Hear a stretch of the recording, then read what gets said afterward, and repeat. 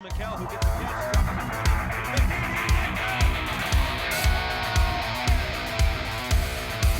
He's got patrol.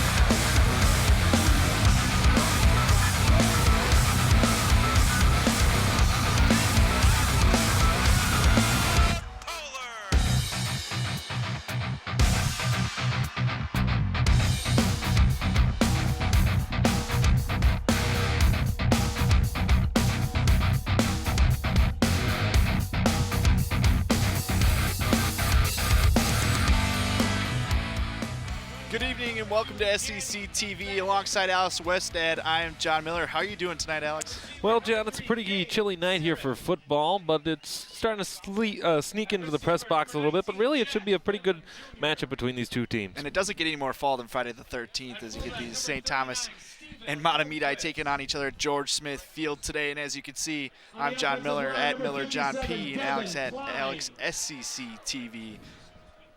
Offensive line, number 64. Got the introductions going on here today. Well, let's get into some standings. Offensive lineman, number 71, Get into that shortly. Alex, what do you think Mahtomedi needs to do to go 2-1 in this game today? Well, I think when you look at the Mahtomedi Zephyrs and you look at that first loss against Park of Cottage Grove, you have to sit there and you have to wonder what went wrong. What inability by the Mahtomedi Zephyrs to come out and win a game that really they should have won. How do you best correct that moving into this football game? I think when you look at St. Thomas Academy, who's averaging 223 yards per game on the ground, you have to minimize their running game. And they certainly have the talent and the depth to do that. We were commenting on some of the size of these athletes as we were coming into the stadium tonight. You have to really keep that running game to a minimum and force them to pass the football. Yeah, as you can see, forcing them to pass the football. We were talking about before the game. Quarterback Baker Redding, 5 of 30 on the season. So if you can limit the run, force him to get the ball out of his hands in the passing game, you got a good chance to win.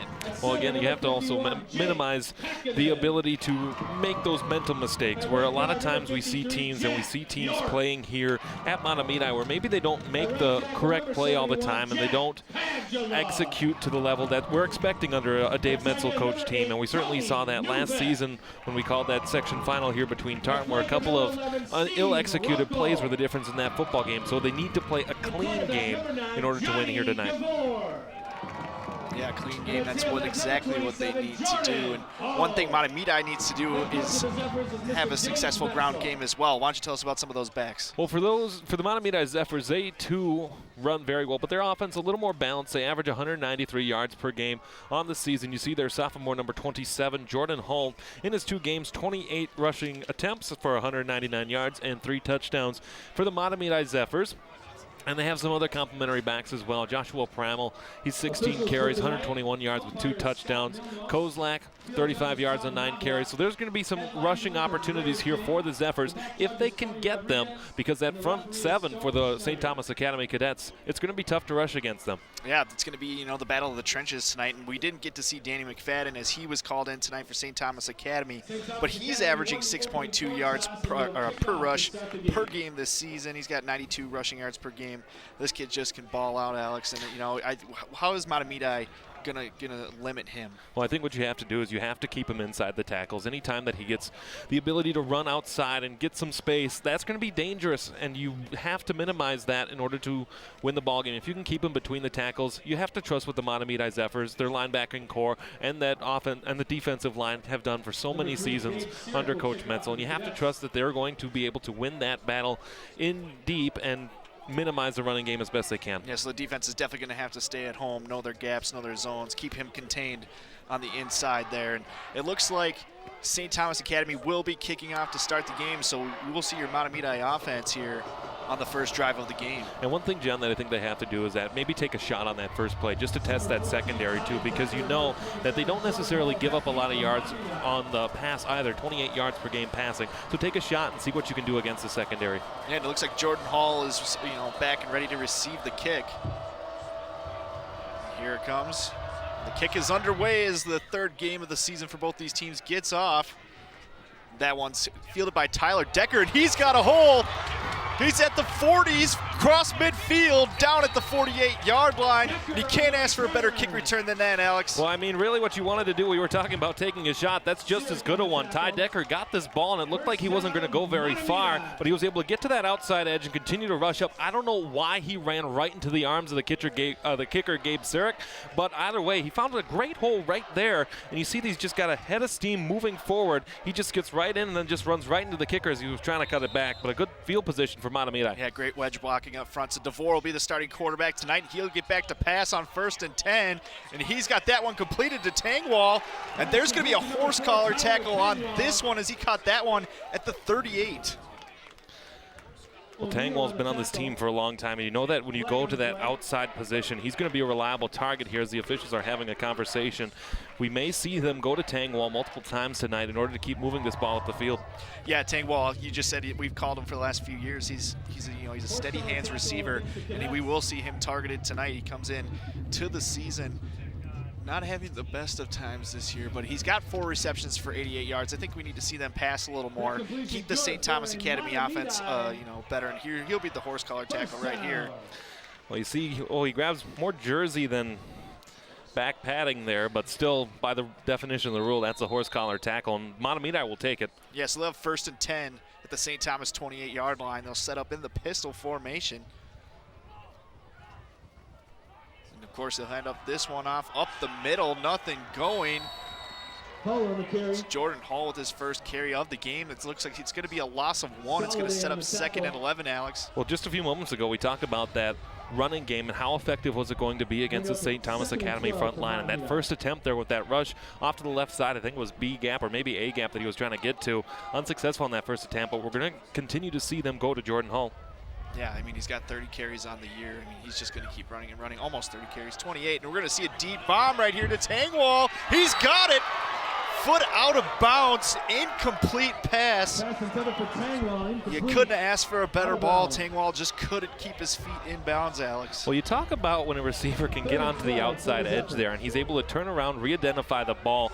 We'll see on the replay here if he was able to get both feet in. But this is a nice ball that was thrown here by Jonathan DeVore. As you see, he's going back corner, and ooh, that's real close. Ooh, but there is no challenges in high school, so it'll be 3rd and long. DeVore's going to pass it again. He's got Tangwall, and he's just past the sticks. He's going to pick up the 1st down right at the 12-yard line. That's going to set up 1st and 10 from the 12 of St. Thomas Academy. So they're targeting Tangwall, as you just said, Alex, to start this game.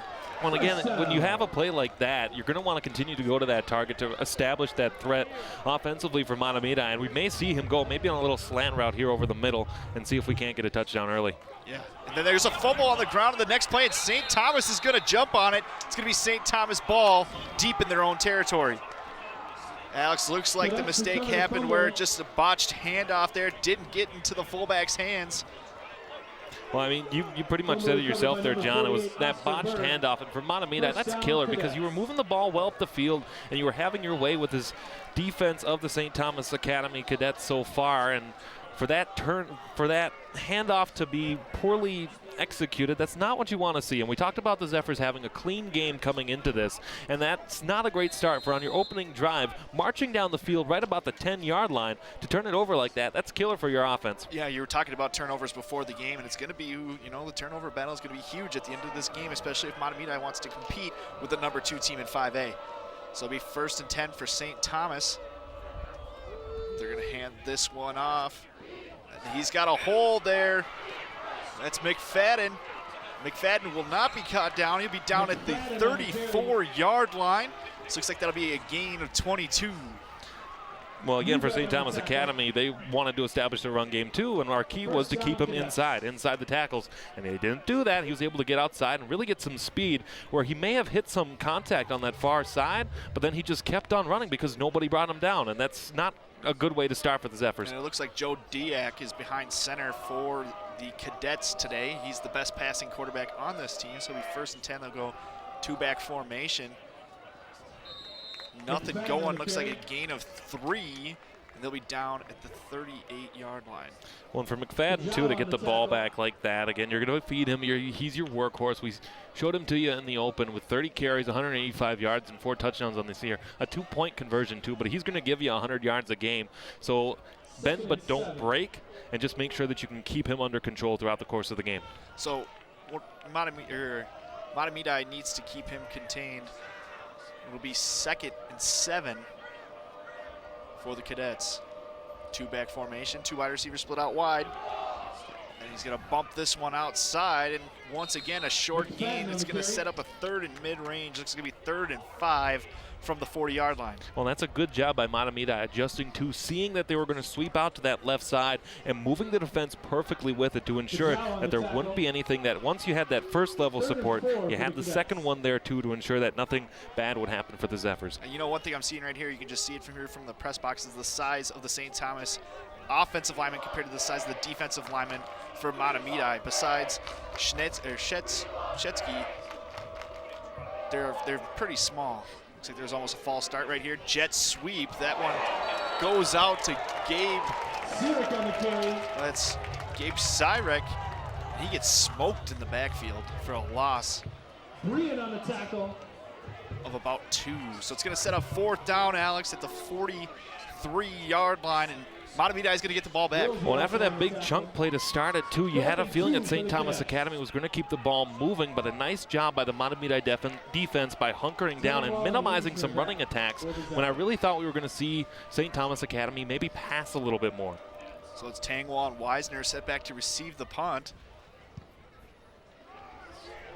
Not too far of a kick, but that one's going to be at about the 24-yard line of Mahtomedi, and they're going to have 1st and 10 from there.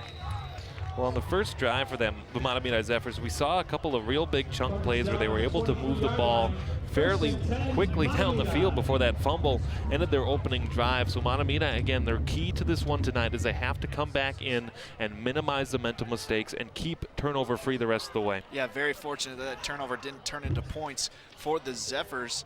St. Thomas unable to capitalize on that turnover, but let's see if Mahtomedi can do what they did on the last drive. So DeVore will be back in the pistol. He'll roll out to his right. He's going to heave this one, and that one's picked off. There's a flag. There's no flag. They're going to take this one back.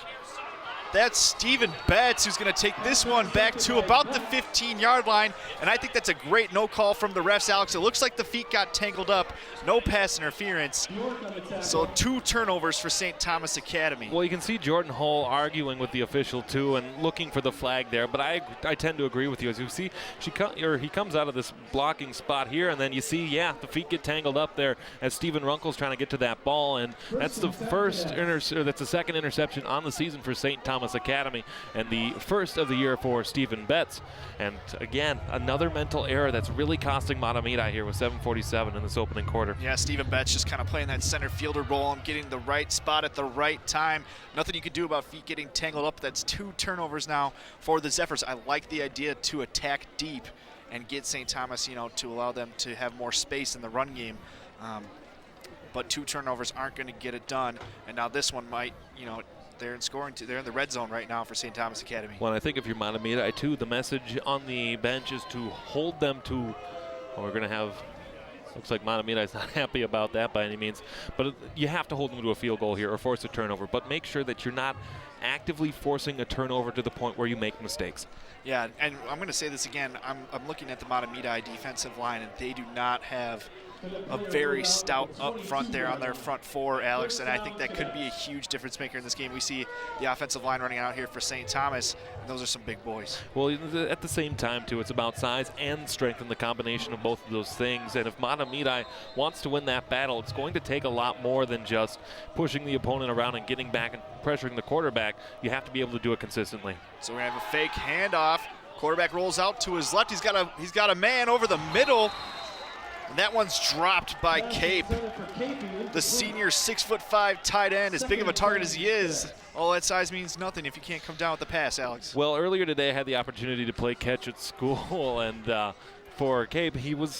That's a ball you got to have because you're wide open right in the middle of the field, and you can't pull that ball in. It's a little bit cold. I felt that earlier today, but you still have to. When you have the gloves and you're in a high school game, you have to be able to pull those in these big situations. Yeah, and Diak is the quarterback they're going to roll with when they're throwing the ball. As he's 8 of 13 this year, completing over 50% of his passes, and it also helps to have such a good run game.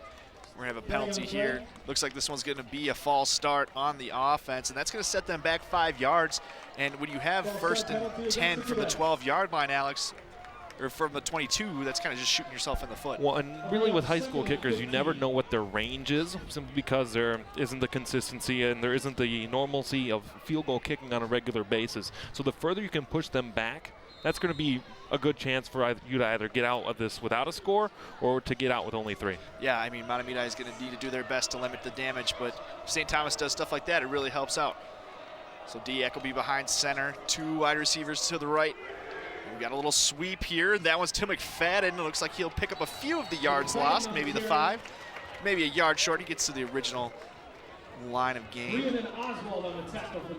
Well, that's a good combination tackle, too, by Brian and Oswald. Oswald, the team leader for Mahtomedi, with 7 tackles coming into this one tonight. And great job, too. You heard the entire Mahtomedi bench shout sweep, so that way the defense knew what was coming. And they all made the adjustments. So that way, if Brian and Oswald, they were able to get over, and that if that first tackle would have been broken, the support would have been there for that second level. So Diak will be behind center once again.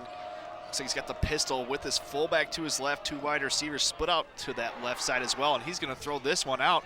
He's getting pressured, escapes the sack, and he's going to roll right, but he's got some room to run, and he's going to be down at about the 14-yard line, and it's going to be 3rd and short here for the Cadets. Just a great play by quarterback Joe Diak, escaping pressure there, Alex, when it looked like it was a sure sack.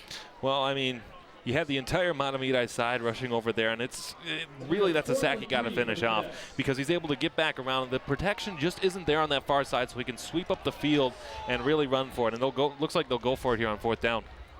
And Alex, I think you got to. I mean, this is high school football. As you said, your kicker, you can never trust a kicker in high school football unless you really, really know.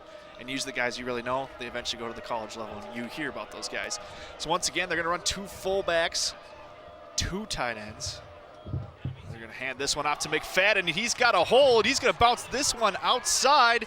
And it's going to be tackled around the 9-yard line for a gain of 3. And that's going to be a 1st down for the Cadets. Well, and how about this lead block, too, on that play where McFadden, really, if he ran right up the line, there wouldn't have been anything but there. But he follows his back. He follows 25, Ben Reppenhagen, and right through that hole. And that's great spacing and great protection there by the Cadets in order to get over and complete that 4th down conversion. Yeah, Reppenhagen is a whole lot of 6'4", 227, also plays linebacker. That's a guy you like to run behind there, Alex. So we're going to have 1st and goal just past the 10 at the 9. It looks like they're going to run to the weak side. They'll be tackled down around the 8-yard line, so it's going to be 2nd and goal from the 8. And I got to guess, Alex, here this is 4-down territory once again. Well, again, it's a conversation about how much do you trust your kicker. The conditions are cold. The wind has been picking up and slowing down in spurts, but I agree with you. 4-down territory. Why not put a 7 on the scoreboard as opposed to just the 3? Yeah, we're now under 6 minutes. 0-0 between the Cadets and the Zephyrs at George Smith Field. We're ready to sweep here to McFadden. He's got a hole, and he hits it hard, and he'll be tackled down around the 3. Well, a good tackle there by Ian Wilsey to get into there. And that sweep that works so well and has worked well for St. Thomas Academy, the Zephyrs are starting to recognize it, and they're having the positioning here where we can see that the sweep well executed to the outside, but then a number of Zephyrs are able to make contact before Wilsey is able to finish him off. So 3rd and goal from the 3-yard line. 2 chances here, most likely to go 3 yards. Can they get it done? They have 1 wide receiver split out to the left, 2 tight ends and a fullback, and they'll do that sweep again, and he's got a hole, and it's filled in quickly. That's number 45 for the Zephyrs making that tackle, Isaac Honebrink.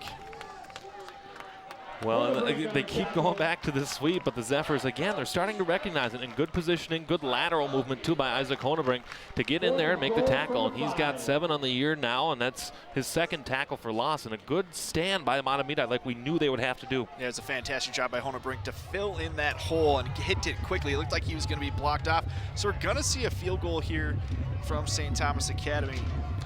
That's number 3, Gabe Cyrick. Looks like this is going to be about a 20-yarder, 22-yarder for Cyrick.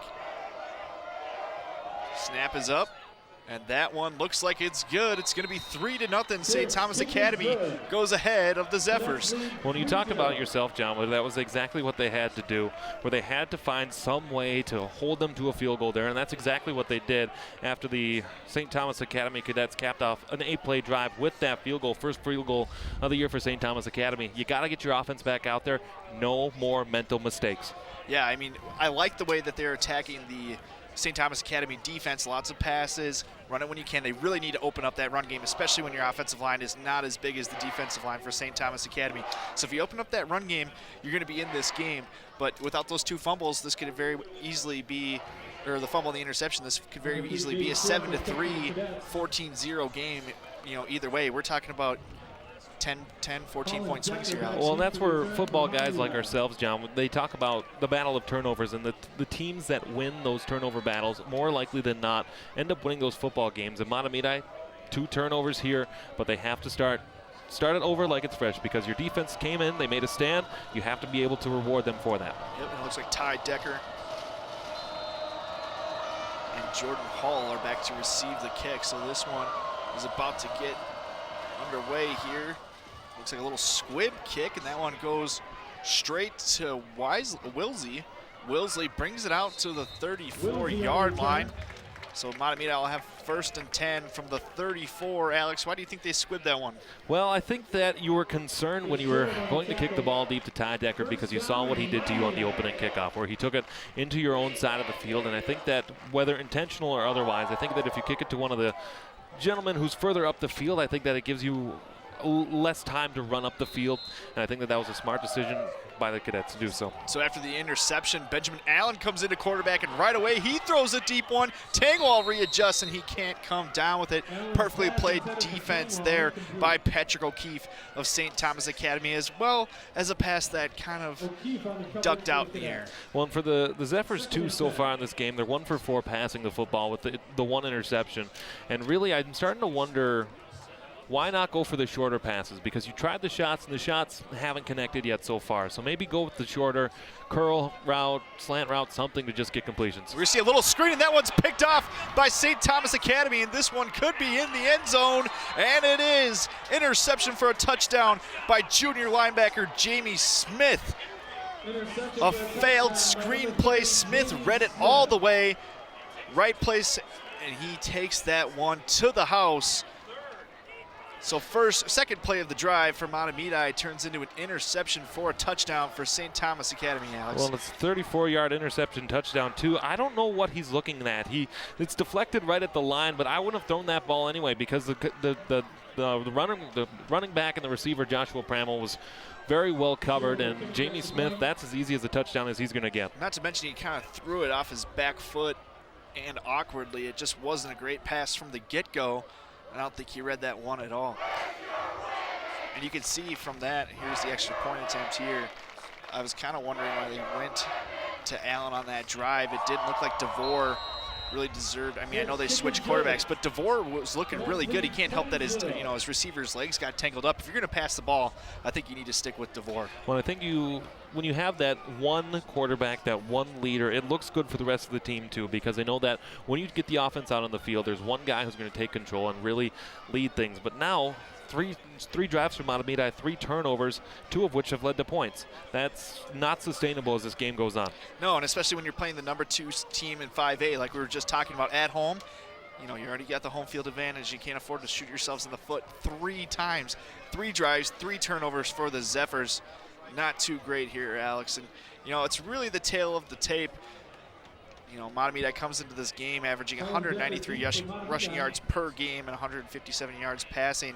But we're starting to see them, you know, air it out here. Why do you think that is? Well, I think that when you're starting to air out the ball, there's maybe that feeling that we can't run the football. We talked about the difference in the size of the offensive and defensive lines, but really you have to keep the run game going. It's only the first quarter. You have to work it until it's clearly not going to work anymore, and they were moving the ball on the ground fairly effective at points. Yeah, and it also helped when DeVore was in there. He was really keeping the defenses honest with his arms. So this one will be returned, and looks like they'll be tackled down at around the 30-yard line, maybe just short. Nope, this one will be at the 30 by Ty Decker. Let's see if the Mahtomedi offense has a little more success than the last 3 drives that have resulted in turnovers. Well, I would say that your last 2 passing attempts, I mean, really the last 2 drives themselves have been a combined 3 yards, and they've led to points for St. Thomas Academy. So I would say keep the ball on the ground for a little bit until your quarterback really regains the confidence to make those throws. Yeah, so it is DeVore back in there, and he'll be in the pistol in a 3 wide receiver set. And they're looking to air it out again. A nice quick pass. Tangwall didn't get around fast enough. I like the feeling to get it out quick by DeVore. Unfortunately, his wide receiver just wasn't ready making his cut yet, Alex. Well, and I like the idea of that curl, too, because you saw that he was curling, or maybe it was an out route going to the outside. We never saw it to completion. But I like that you go with that quick hitter, and you trust Tangwall, the reliable receiver, the one who you can trust to get those passes in those situations. But unfortunately, still incomplete for Mahtomedi. So it'll be pistol again, 3 wide receiver set. They're going to throw this one out. This one to Tangwall, and that one's just a little too far out of his reach. And Mahtomedi, once again, still attacking through the air, not giving their running back, who's averaging 6 yards per carry, the ball, Jordan Hall. Well, and you start to wonder if it's just they like that matchup on that far side, wherever Tangwall is, where they're continuing to throw that football just to test those corners. But ultimately, we talk about staying ahead of schedule on the football field, and the Zephyrs have not been staying ahead of schedule. And it's very surprising because Jordan Hall only came to this game in 2 games with 4 receptions for 88 yards. So he does hit the deep ball, averaging 22 yards per catch. As he'll get sacked here. Nice job by DeVore to get that one out to avoid the sack. Nonetheless, that'll set up 4th down, and Mahtomedi will have to punt the ball and give the ball right back to this cadet offense. Well, really good penetration, too, by number 54 for the St. Thomas Academy Cadets, Garrison Soliday, for getting in there and almost getting that sack. He doesn't have one, and the Cadets only have 3 so far this year. But a drive for the Zephyrs where that offensive line unfortunately just couldn't hold up, and it was just a matter of trying to throw the ball too much instead of running the ball up the middle. Yeah, he just made senior offensive lineman Jack Pajula look terrible on that drive, and that one goes off a defender. Low line drive punt there. It looks like this one's going to go out. Let's see where they set it up, Alex, at the 40, between the 43-yard line for St. Thomas Academy. So great field position once again for St. Thomas. Well, I mean, for St. Thomas Academy, their last drive, they started at their own 12-yard line, then went 8 plays, 88 yards, and were able to get a field goal out of it. But then their first drive, they were able to punt because Mahtomedi defense was able to hunker down. And really, it's the defense that's keeping the Mahtomedi in the game because they're making the adjustments and they're making better plays on the ball. But the offense has to start self-regulating to the point where they can contend in this football game because the defense is doing every bit of their job. Not too sure what they're looking at here. I originally thought the punt went off a defender's shoulder, so it should be down where it hit him, technically. So that was around the 50-yard line. Well, it's good that they're having a conversation about it. It looks like are they going with that 43 spot? I actually thought it might have went off St. Thomas. Well, I can understand the frustration, too, of the head coach for the St. Thomas Academy Cadets, Dan O'Brien, for when you get one position and then there's a conversation about moving it back, and it looks like that's exactly what they'll do. But it's frustrating when you're on that side of it, too, because it makes you question the validity of the officials. Yeah, so nice break there. It looked like it went off a St. Thomas player's back on that replay, so it technically was a live ball. Tangwall could have jumped on it right there, but it did roll out of bounds.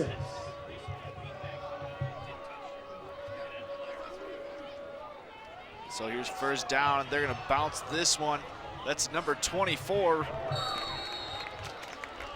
Adebayo with the run right there. Well, it's a good change of pace back, too, for St. Thomas Academy because you're used to and you're expecting McFadden to run the football. So switch it up and let Adebayo take it. And he's got a skill set of his own, and he was able to get to the outside as they, again, continue to work to the outside, where they have those spaces available outside. Yeah, I mean, if you got an athlete like Adebayo as your change of pace back, I think that's pretty nice. So once again, he'll be right behind Holmquist there, the fullback. And once again, they have two wide receivers split out wide, I formation here. They're going to throw this one out. It's going to be a quick hitter, and that one is almost able to be picked off, but just a little low. Well, Baker Redding now in the game, 5 for 30 coming into play tonight, and you saw a ball that was a little bit underthrown, and really, if you're up by this margin, you want to start moving the clock a little bit. I would have kept the ball on the ground, especially when you don't have necessarily the right consistency with Baker Redding. Yeah, so Baker Redding is in there, and so is Joe Dyack. They have both the quarterbacks in, so kind of an interesting thing here. So Redding will be the quarterback once again. It looks like they also like to put Dyack out wide. So they got two wide receivers, I formation. Gonna run that jet sweep to Adebayo, and he's got some momentum, and he won't be stopped, and he'll get right past the first down markers. About 4 yards past, down to the 49-yard line, almost into Zephyr territory. Well, that's another nice run by Adebayo, where you try to go for the pass on second down, but then again, they just continue to do those sweeps to the outside. I don't know how many times we've heard this Mahtomedi bench say sweep, expecting it to come and trying to prepare for it, but the speed of this running back, of whether it's McFadden, whether it's Adebayo, whether it's anybody else, it's been difficult for the Zephyr defense to contain, but when they do, they're able to stop them for no gain. Yeah, get this, Adebayo coming into the game, 8 rushes for 99 yards. This kid can run the ball, folks. So we're gonna go through the air once again. He's got a wide open man. That's Gabe Sirik. Sirik is down at about the 38-yard line. It's gonna be a gain of about 12 for the Cadets. Well, and for Sirik, too, he was able to find a hole in this defense. It looked like the zone wasn't fully aware of where he was going. And you really see here they sweep to the outside because they continue to work that outside. But then Sirik, just a perfect hole right in the zone, nobody within 10 yards of him. And he just turns upfield, tries to spin out of that tackle there. But then he's down. But a first down for St. Thomas, and they're starting to move the football again, Jen. Yeah, there wasn't an offensive or defensive player within a few yards of him. So, yeah, he just found that zone. And here's the I formation, two wide receivers split out left. Here's Redding. Looks like he'll hand this one off to the fullback for a gain of about 2. That's number 39, Holmquist. Well, for Stephen Holmquist there, you're starting to work your fullbacks too now and running them into the inside just because of the size and the physicality of a gentleman like Holmquist. 5'10", 186, that's a big kid, and you're going to have a hard time tackling him. Yep, so now McFadden is back in the game, getting Adebayo a little rest on this drive. Now McFadden comes in fresh. That's a nice little two-headed monster you can have there. So once again, we have the I formation, 2nd and 8 for the Cadets. Motion left by Dyack. And they'll hand this one out to McFadden. He's got a hole up the middle, and he finally gets taken down at around the Zephyr 20-yard line for a gain of about 17. Well, it's the perfect move there by McFadden, too, recognizing that the pile was moving and that there wasn't very far. You see him just make that stutter step right there, but then he has that hole that's created by his offensive line and a gain of 15 on that play. And McFadden has been slicing and dicing this defense tonight. Yeah, Joe Vassalero making that hole for the Zephyrs, or for the Cadets there. Perfect block, just springing McFadden in there for that 17-yard run. So we'll have the I formation once again. Fullback to his right, so offset I for the pistol. McFadden, two wide receivers split out left. And he's got a little option here, and Redding's going to keep it himself. And he'll be tackling shortly after the line of scrimmage for a gain of 2. Well, I think it was an option play there where he could have pushed it to the back, McFadden, and I wish that he would have, simply because there was more space to the outside, but he kept it himself, ran it right up the middle. And if you're the Zephyrs, you're going to take those miscues by St. Thomas Academy. Yeah, I think you're exactly right, Alex. He definitely should have pitched that ball. Try to play a little hero ball there for Baker Redding. But it's only 2nd and 8, so time to recover from that first down. But you'd like to get more on first down, but we're about to run to the end of the first quarter. So St. Thomas Academy is going to flip the field, going up 10-0 at Mahtomedi's home field.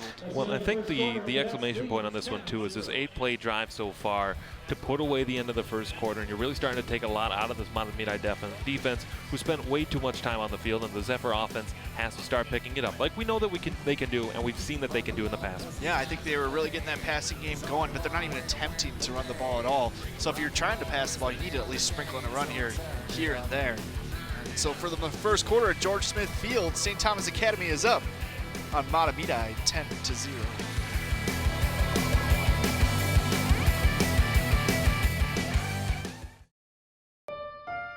You don't know what I'm going through. Why don't you ever talk to us? What is going on with you? You think I should always just be happy. When you're always in your room with the door closed, what are we supposed to think? I don't know, just so down. I just don't care about anything anymore. She's a smart kid, but look at these grades. What is holding her back? I don't know. Nothing going right for me at this point. Not at home, not at school. It's just you and me. Right, buddy? Depression was hard on me and my family. But it turns out I always had the strength to work my way back. I just needed someone to show me the first step, so I could be me again.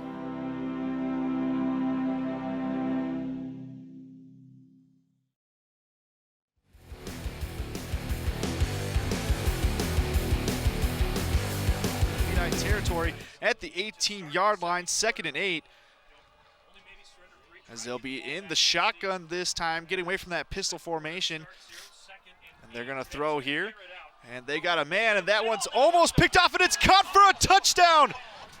St. Thomas gets the tip pass, and they get corralled in. That's Gabe Sierick, who's had a great game so far tonight.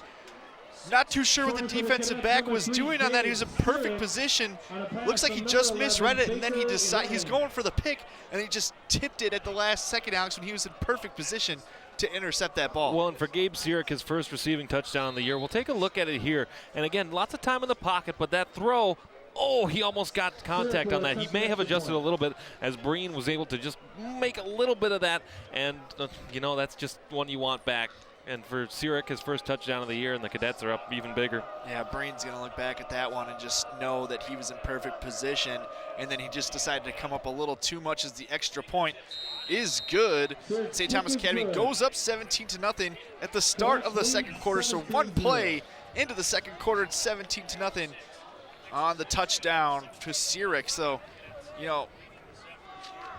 that was not a nice pass from Redding. I mean, he's not a good passer. It should have been an interception going the other way, maybe deep into the other team's territory. But well, and John, it bears resemblance to the Antoine Winfield Jr. interception in the Fresno State game on Saturday, where it's just that center fielder, like you've talked about before, sitting back there, reading the play, waiting for that ball, but maybe could have taken another couple of steps back so that way he didn't have to reach up to get it. Because if he runs back to that corner and gives a little bit of time to go to the ball and get it, then that's an interception, and that's the kind of turn that the Zephyrs need. Instead, it's another 7 on the scoreboard from Mahtomedi, as or a from defensive St. coordinator, Thomas. it's going to absolutely kill you, know that you had your guys in the perfect position, perfect spot. You played the defense perfectly, and what should have been an interception ends up to be a tip touchdown.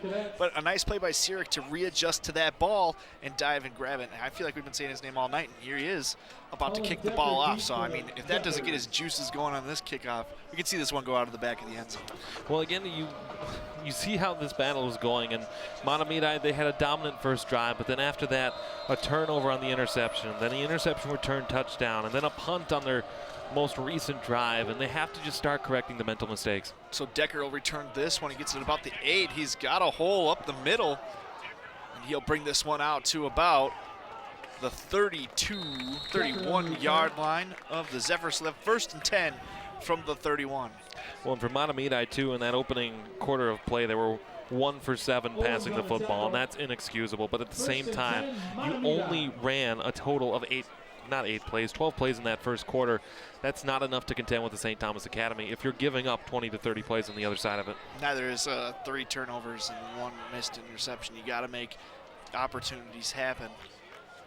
And Now we'll, go 0 running backs, and they're going to run out here, and they're going to throw this one out, and that one's way out of the reach of running back Jordan Hall, who ran a nice little out route. They motioned him out wide, and then he ran a streak down the sideline, and that one was just not even close. Well, you almost wonder, John, if that was just a go play where you figured throw it up to your leading running back, Jordan Hall, and just see if he can get to it. I thought Tangwall was open in the field, but again, that was after the ball was thrown. So really, I want to see him start running the football. I want to see what comes out of the backfield, and I want to see them try to control the line of scrimmage when potentially they could. They just haven't given it time yet. Yeah, so once again, we'll see him from the pistol. They're going to air this one out. Tangwall readjusts to the ball, and that one's well short. Tangwall had a few yards in his defender. If that ball is aired out like the last pass was, Alex, that could have been caught. Well, again, it's the exact same play, but this time it's to Tangwall as we have a injured St. Thomas Academy cadet down. Patrick O'Keefe, the cornerback down, covering Tangwall on that play, is down. But I mean, John, it's the exact same play that they were running, where they just had a go route on the near sideline, and they tried to put it up for Tangwall. He almost got a hand out of it, but it's just not good enough. They aren't staying ahead of schedule. They aren't putting the ball on the ground. They aren't making those completions, and it's really tough for a defense that's been holding their breath and holding on tooth and nail to try to keep this game within reach. It's frustrating for that defense because they're working so hard, and the offense just isn't up to snuff. And they're one play away from giving it back to St. Thomas Academy, to be driving once again to be on that field. And, this game's really reminding me of the Patriots versus Steelers on the opening Sunday night football game. They got down, the Steelers got down, and then they didn't do anything but run streaks the whole game. It seemed like Roethlisberger just kept bombing it, and that's what we're seeing here as they're trying to play hero ball to get it back. There's almost 3 quarters left to play here. They need to go back to what makes Mahtomedi offense so great, and that's rushing the ball once in a while. Well, and that's where a football field's 100 yards, John. And if you're trying to go 100 yards every single play, you're not going to win football games. So we're going to have a timeout here for St. Thomas Academy's defense. 11:36 left to go. 3rd and 10 from their own 31-yard line. As Mahtomedi looks to come back in this one. Well, when you look at the Mahtomedi drive chart so far tonight, 5 plays on their opening drive, that ended in a fumble. 1 play, interception. 2 plays, interception, then a punt on a 3 and out. And really for Mahtomedi, we can't say it enough. The offense has got to start establishing the ground game. And with darn near 36 minutes left in this football game, it's baffling to me that they're throwing the ball as much as they are. Yeah, I think why they started, they got a little pass happy is that first drive where they got down to the 12. They were really successful in the passing game, and then I feel like they thought that they could continue to capitalize off of that, but that should have been able to open up the run game for you just a little bit. I like the attacking. The run game might be there. Well, and you see there on our screen too is that the matchups between these two schools have always been a 1-possession game or a 2-possession game, where it's always been close. And so far, you can see a difference between the haves and the have-nots in this one, where the number 2 ranked St. Thomas Academy cadets are doing as well as they can, as well as I've seen them in any sport at any time before. Yeah, here's the pistol once again. So DeVore's going to be back. He's looking to pass again, and that one's almost picked off by the fullback there, Reppenhagen, who plays linebacker as well. So great 2-way player for the cadets. So DeVore not reading that defense very well, as that one was almost easily picked off. Well, me as a former player, I have questions about sitting in the pocket and just waiting for that football, because there's 1, 2, 3 guys within 5 yards of you. You always have to come back to that football and keep moving to see if there's some way that you can get behind the defense, and Tangwall really wasn't there. And here's the punt, a booming kick. And this one's going to get a nice favorable bounce for Mahtomedi. Get in past the 30-yard line of St. Thomas, down at about the 25-yard line, so the cadets will take over at their own 26. Well, we don't see too many of those rugby-style punts either, John, but when you get that leg just right, I think it was Dominic Fetty who got that kickoff. When you see that it booms like that, that's something that's an encouraging sign that your offense might be able to take moving forward. Your defense might be able to take moving forward. Or you win that, all right, we have good battle, we have good field position here. Or we can maybe do something, force a turnover, and get back in this football game. Yeah, so once again, that Mahtomedi defense is back on the field. They've been on the field a lot during this game. We'll see how tired they are. And I know St. Thomas Academy is ready to once again have a nice, long, sustained drive, taking a lot of time possession off the clock. So they'll have 2 wide receivers out wide, a couple tight ends, and they do a little misdirection play. Adebayo hits the hole, and he's past the first down. He's got more room trucking over a Mahtomedi defender, and that's a gain of about, 30 yards. Well, I mean, that's as good as runs you'll see. Excellent trick play there by the Mahtomedi Zephyrs, where they got much of the, or by the St. Thomas Academy Cadets rather, where they got much of the team to get faked out there. You see that it's just that subtle handoff on that late play, and Adebayo with some great speed and just the ability to shed tackles like nobody's business. You saw that he shed just 2 on that rush alone. That's some great ability there by the Cadets. Yeah, nice. You know, once he didn't get the handoff, McFadden immediately blocked the incoming defender. That was a great play by McFadden. Not only can he run, but he can also block. So we'll have shotgun here from the Cadets, and they're going to roll this one out. That's Redding, and he's going to get picked off. A huge play for Mahtomedi. Huge for the Zephyr defense to get off the field, Alex, after it looked like the Cadets were going to run down and score again. So they'll be 1st and 10 at the Mahtomedi 31. That'll be Ethan Loss on the interception here, his first of the year, and the first of the year for Mahtomedi. Again, good job of protecting the quarterback, and the throw just well over everybody, and that center fielder can just get to that ball and just move up the field, and that might be the flip of the coin that the Zephyrs need to start moving back into this football game. They needed some momentum, and I think, you know, still have plenty of time to score a couple times before the half. So once again, they'll go pistol, 2 wide receivers split out to the left, 1 to the right. And it looks like DeVore just ran that one up the gut himself, and that's going to be a loss of 1, so not the play you want to see if you're the Zephyrs on 1st down. Well, we talked about them going to the running game, but that's not what we're looking for. We're not looking for the quarterback to keep the football. You have 2 backs in the backfield with you. Hand it off to one of them. They're certainly capable. Pramel's definitely capable, as is 27 Jordan Hall too, where they have the ability to run the football up the field, keep it on the ground between the tackles. And they're still running those 3 wide receiver sets, and they're going to complete a pass for a gain of about 9. 3rd and 2. That one was down to about the 41. They need to get to the 43. And Alex, you know, if it starts to make you wonder. You're down 17-0 right now, 9:45 left to go. If you don't get this 1st down right here, do you go for it? I think you have to, because you know what you're up against with St. Thomas Academy. And there's the handoff. Nice little hole for Pramel, and he's past the 1st down. Don't even need to worry about 4th.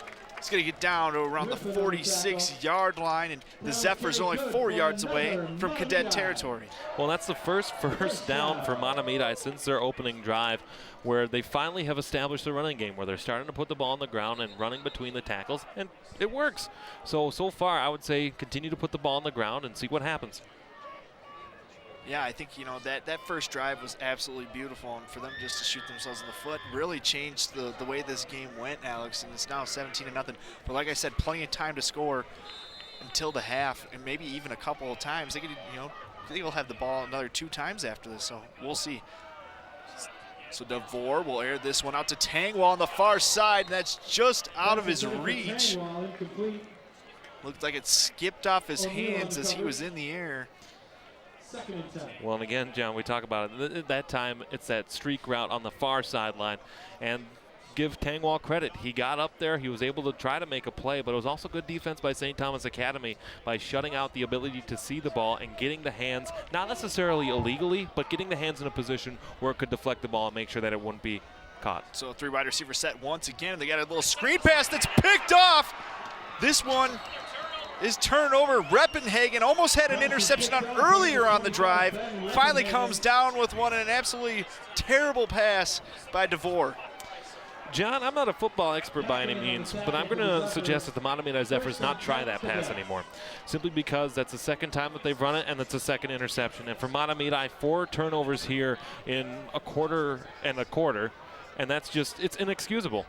And I don't understand why they continue to go and throw that football like that. Yeah, it looks like they were trying to get Sather out. You know, it looks like they had this screen set up, but he was even past the blockers. So I don't know who he was, you know, what kind of play that was. I think it was just botched from the start. And once DeVore started to feel that pressure off that releasing, you know, linebacker, he just didn't know what to do with it. We'll get a pitch to Adebayo. Adebayo with the full head of steam. We'll get a gain of about 8 yards. Looks like 7 yards, excuse me. This one's going to be down to the 36. So it'll be a 2nd and 3 in Mahtomedi territory. Alex, you know, big-time defensive player here, Reppenhagen for St. Thomas Academy, wreaking havoc on this Mahtomedi offense. Well, it wouldn't surprise me if you have a college looking at him just because of his ability to disrupt on the offensive line. He's one of the guys who's gotten the sacks for St. Thomas Academy, and he's always going to be on the ball defensively. Yeah, 6'4", 227 linebacker. He's a massive beast of a man. He's got that next level size. He'll be going somewhere to play. So the I formation, handoff to McFadden. He'll pick up the first down by about 3 yards. He'll be down at the 31-yard line. To be 1st and 10 at the 31 for the Cadets. So now that St. Thomas Academy is up, Alex, I think we're just going to see nothing but I formations and maybe a pass sprinkled in here and there. Well, and I don't see why you would too, especially with we've talked about before how effective Mahtomedi is on the line of scrimmage and how the size matchup doesn't favor Mahtomedi. But it's about the heart and the passion too of continuing to fight no matter what the score is, and maybe something starts going your way. And once again, a sweep to McFadden. They got that, you know, the side sealed off, and he'll get a gain of about 8 on 1st down. So the Zephyrs not really being able to stop the run here on this drive with under 8 minutes to go in the 2nd quarter. Well, we knew that was going to be a key to the game too, John. When they came into the game only rushing for a considerable amount of yards in every game, where you knew you were going to have to control that. And on the first drive, the Zephyrs did. They were able to force that punt, but every drive since then, it's been a very run-balanced attack where St. Thomas Academy has had their way with the offensive line. Yeah, Mahtomedi needs to do their best to respond right here. They need to stop them. They might not stop them on this down, but on the next set of downs.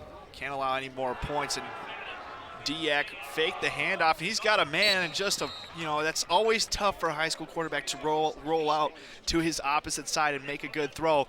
But when you have a wide open wide receiver or a tight end in that instance, you got to be able to hit that throw. Well, it's that bootleg in route too that they've tried twice now. Both times it's hit the receiver's hands, and unfortunately for Kepe, it just hasn't been able to be completed because he drops it, and the weather's a certain influence on that as well. But those are balls that you have to have. Yeah, I mean, the first one was on him. That one was on a little bit on the pass. They got that play is there for them, and I bet you we see that play once again. So 3rd and 2, and Mahtomedi's defense steps up, so they stop him. It'll now be 4th and about 4 at the 31-yard line. Alex, I think we're going to see him go for it here. Well, I think that you almost have to, although you certainly are within field goal range, presumably.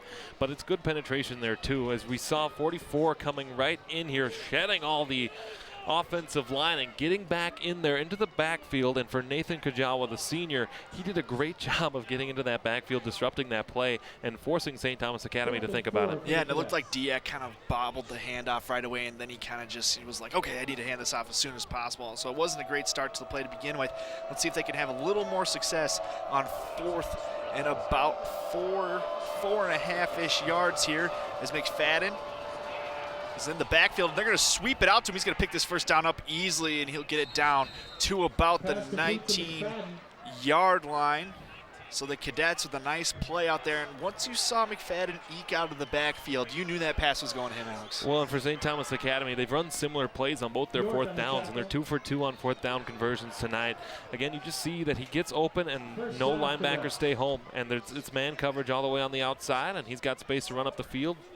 The Zephyrs were able to do a good job of closing in and limiting that gain, but unfortunately another first down. Yeah, between the two quarterbacks, you can definitely see Joe Diak is a lot better quarterback in regards to throwing the ball. So that's huge. So we're going to see the I formation, 2 wide receivers split out wide here on the near side. McFadden get the handoff here. Nothing going on this one. So that's going to set up 2nd and 8. So now that's the second rushing play where St. Thomas Academy hasn't held the line together very well. The Mahtomedi Zephyrs have been able to get into the backfield and limit the gain to 1 or 2 yards. And if you're the Zephyrs, you love that sign. That's very encouraging for what you're doing. But unfortunately, those little swing plays and those pass plays that start out as minimal gains, but the Zephyrs have had a hard time at times containing those.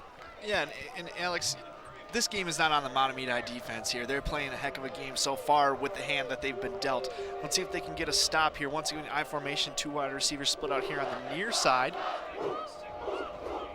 McFadden, the tailback. He'll be right behind the man of the last defensive drive.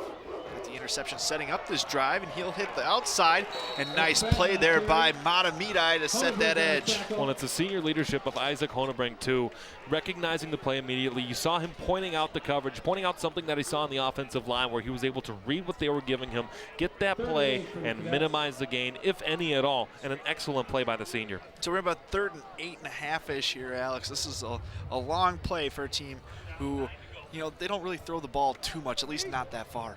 Well, and again, you start to wonder where they had the one passing touchdown tonight, but they're not a passing team by any means. We may see another rush to the outside with the 3 on the outside as well. Yeah, and that passing touchdown should have been an interception or at the very least pass deflection. And this one's gonna get sacked here. No, he'll get out of it. Now the sack will happen. Huge play for the Mahtomedi defense as he had 3 players down on him, and Shatinsky got her there first. Well, that's unbelievably, that's the first sack of the season for the Mahtomedi Zephyrs, and who else but the big man on the line, the junior Jacob Shatinsky. And just really, they should have had him there first, but he's able to get out of it in a nice play, but then they just collapse on him. And 76 is there first, and he's got assistance there by Anthony Newbeck. Great job collapsing and forcing that sack for Mahtomedi. So they're going to go for it on about 4th and 18, or else we're going to see a little pooch kick here. One of the two. I think we'll see. I think we're going to see a pooch here, Alex. I don't think we're going to see a bomb.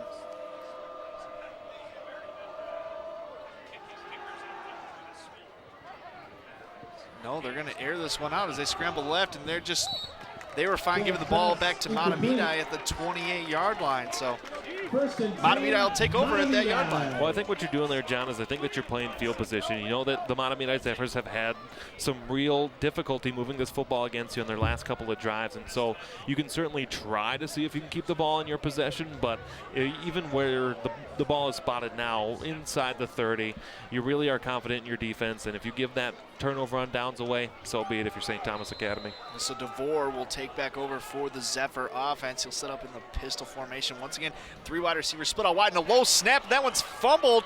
Diak just needs to fall on it. Eventually gets on it, and that's going to be a loss. There's something a little late there. I thought that after the first contact was made, there was a linebacker for St. Thomas Academy who came in a little too late for my liking. So that may be something that Mahtomedi may have to have a conversation with the officials about. Yeah, nonetheless, it's a loss of 15 for Zephyrs. This possession, they need to answer back with some points before the half. 2:20 remaining here in the second quarter. So now they'll set up in the I formation. They're going to hand this one off. This one goes to Hull, and he'll pick up about O'Neal on the tackle. 8 or 9 yards there. Well, that's a good pace play there, too, where you're starting to work your way out of the field just a little bit more. And really, that's where if you go to Hull, he can get up the field for you. And we should have seen that more in the first quarter from the Zephyrs. Yeah, I think you're exactly right, Alex. Like you got them, you know, where you wanted them on that first drive, opening up all the passing game, and then, you know, I think that opened up the running game, but they just kept passing. So now they're in no urgency here, and I think they're just set on running the ball till the end of the half, and if they can get into St. Thomas territory, that's fine, but I think they're just going to rush this one into the half. There's not too much urgency here as this one's going to get to down to around 110, 115 before that next play. It didn't matter anyways. It's 4th down, so they're going to bring the punt team on here.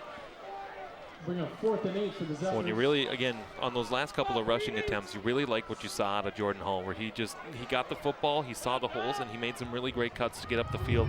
And credit the offensive line for creating those holes too, even though it was a long yardage situation.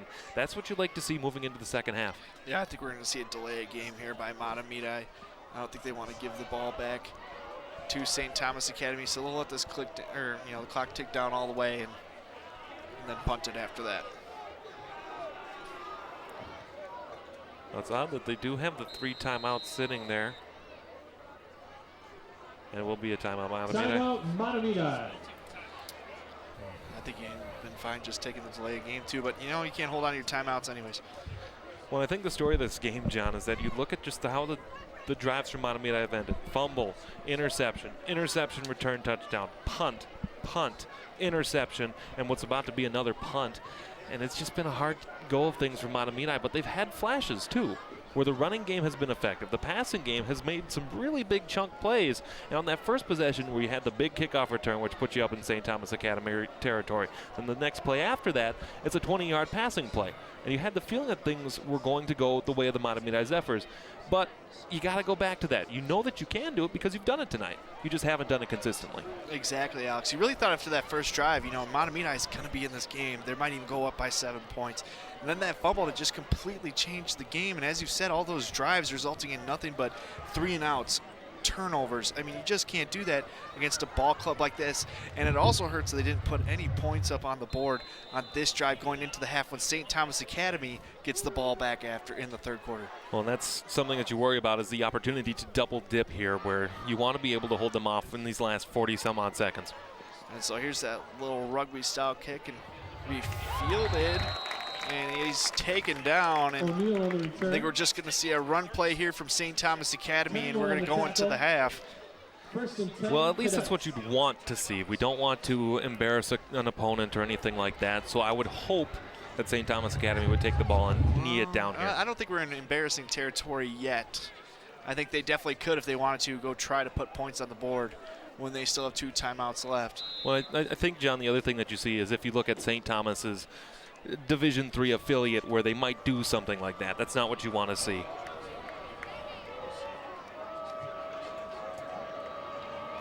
And it looks like they're going to run. They're going to throw the ball here, Alex. And Redding's going to throw this one away, almost taken down by the back of his neck there. Luckily, the defender let go. Well, John, that's also why I don't like that, especially calling a pass play in that situation, because if you do something there, and there was almost a chance for an interception too, that's really going from one extreme to the other. So I would like to have seen them keep the ball on the ground. I don't mind the call too much on that one. I think, you know, you're playing against a team that you've had a little rivalry against over the last 10 years. The game isn't put away yet. You know, a Coach Metzel-led team is never out of a ball game. So I think St. Thomas wants to put them away, as we'll see Redding here have a nice little run, and he'll be taken down after a gain of about 7, and I think they're going to run this one into half. It looks like they're going to have some urgency here. I think they're going to take a shot without calling a timeout. Well, they have 2 in their back pocket, so I'm surprised that they're not using them. So am I, Alex, but I think they're just going to see if they can take a shot, call a timeout, kick a field goal here. Nope, this is going to have to be hero ball. I think we're going to see a bomb on this one. Nonetheless, Redding will take the snap. 4 wide receivers not running go routes, and he'll be sacked. And this one, he's taken down by William Jacoboski.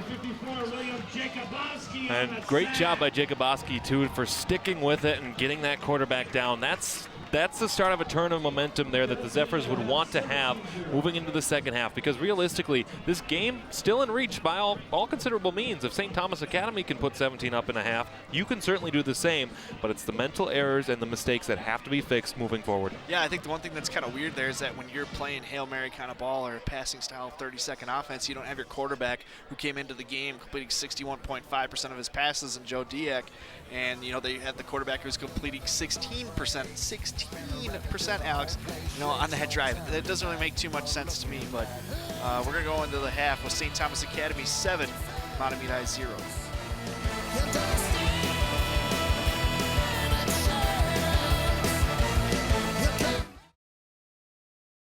Do you know what constitutes our Constitution? This living document that's a fusion of our forefathers' vision for the future of this nation. We have a Bill of Rights. We're not built for these rights, but we've been given these rights because we live. We don't have to pay every day when we don't watch what we say. A penny for our thoughts is not what we give, but we give off our thoughts by the way that we live. And there are soldiers who've died, men and women who've paid the price, in the blink of an eye given their lives to make our lives nice. And we can't fight to preserve these rights, to reach new heights, get through the darkest nights together if we don't know. We the people, we the future, can't make it right if we don't show an interest in learning the script that governs our lives. So forgive me if I'm wrong, but if you belong to this country, then there are rights that belong to you so long as you do one thing. You know your Constitution and your freedom that it brings. You can't fight for what's right. You can't find a flaw if you've never shed light on the supreme law of the land. The land of the free and the home of the brave requires your knowledge and God's good grace in order to save our human race in the face of terror. And I hate to be the bearer of bad news, but you need to choose what you're going to do because you could lose everything.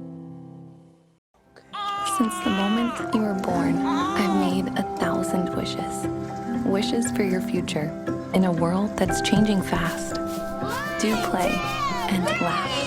Do win and lose. Do it all with confidence, kindness, and strength. And always do your best to remember that no matter what you do in this life, what matters to me is that you keep doing.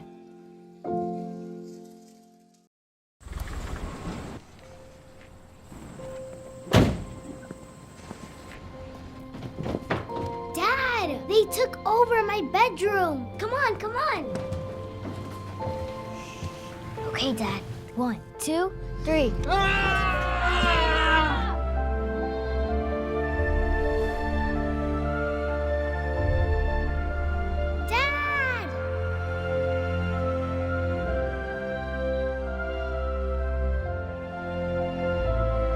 You saved me.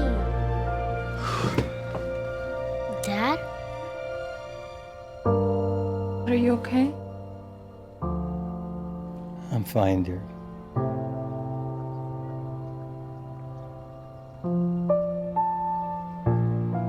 Your hero needs you now, and AARP is here to help. Find the care guides you need at aarp.org/caregiving.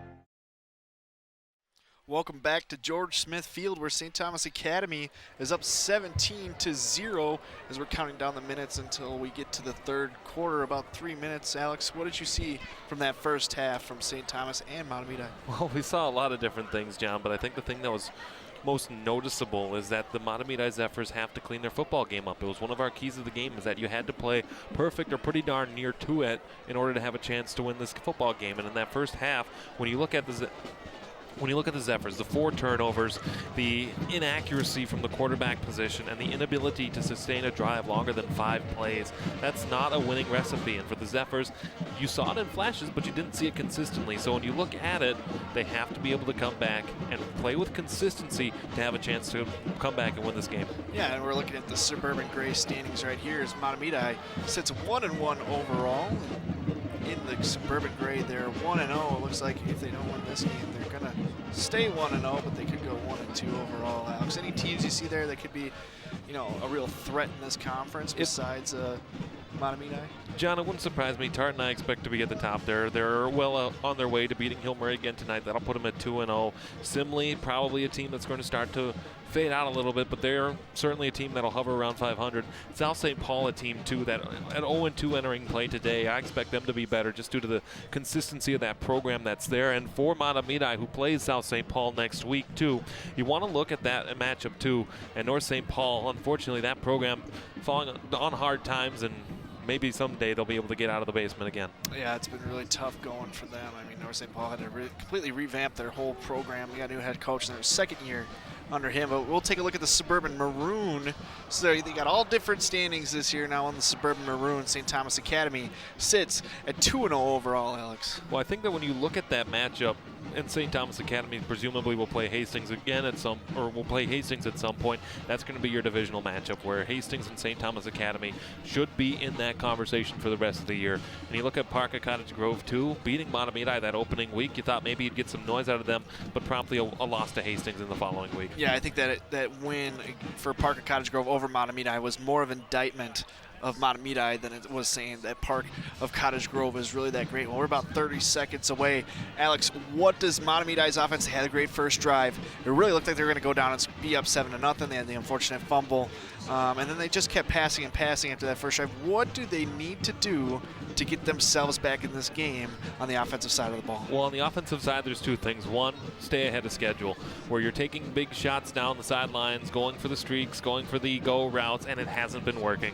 And you need to start staying ahead of schedule, 3, 4, 5-yard plays, and move the ball consistently down the field instead of giving them long yardage situations that haven't been working. And I think that the other thing too, you need to take the turnovers and ensure that they stop happening. 4.5 is not a recipe for success, and you need to be able to limit the turnovers to none here in the second half. Yeah, one thing about this Mahtomedi defense is you take away the interception for a touchdown, there's 10 points. The field goal came in on a short yardage situation.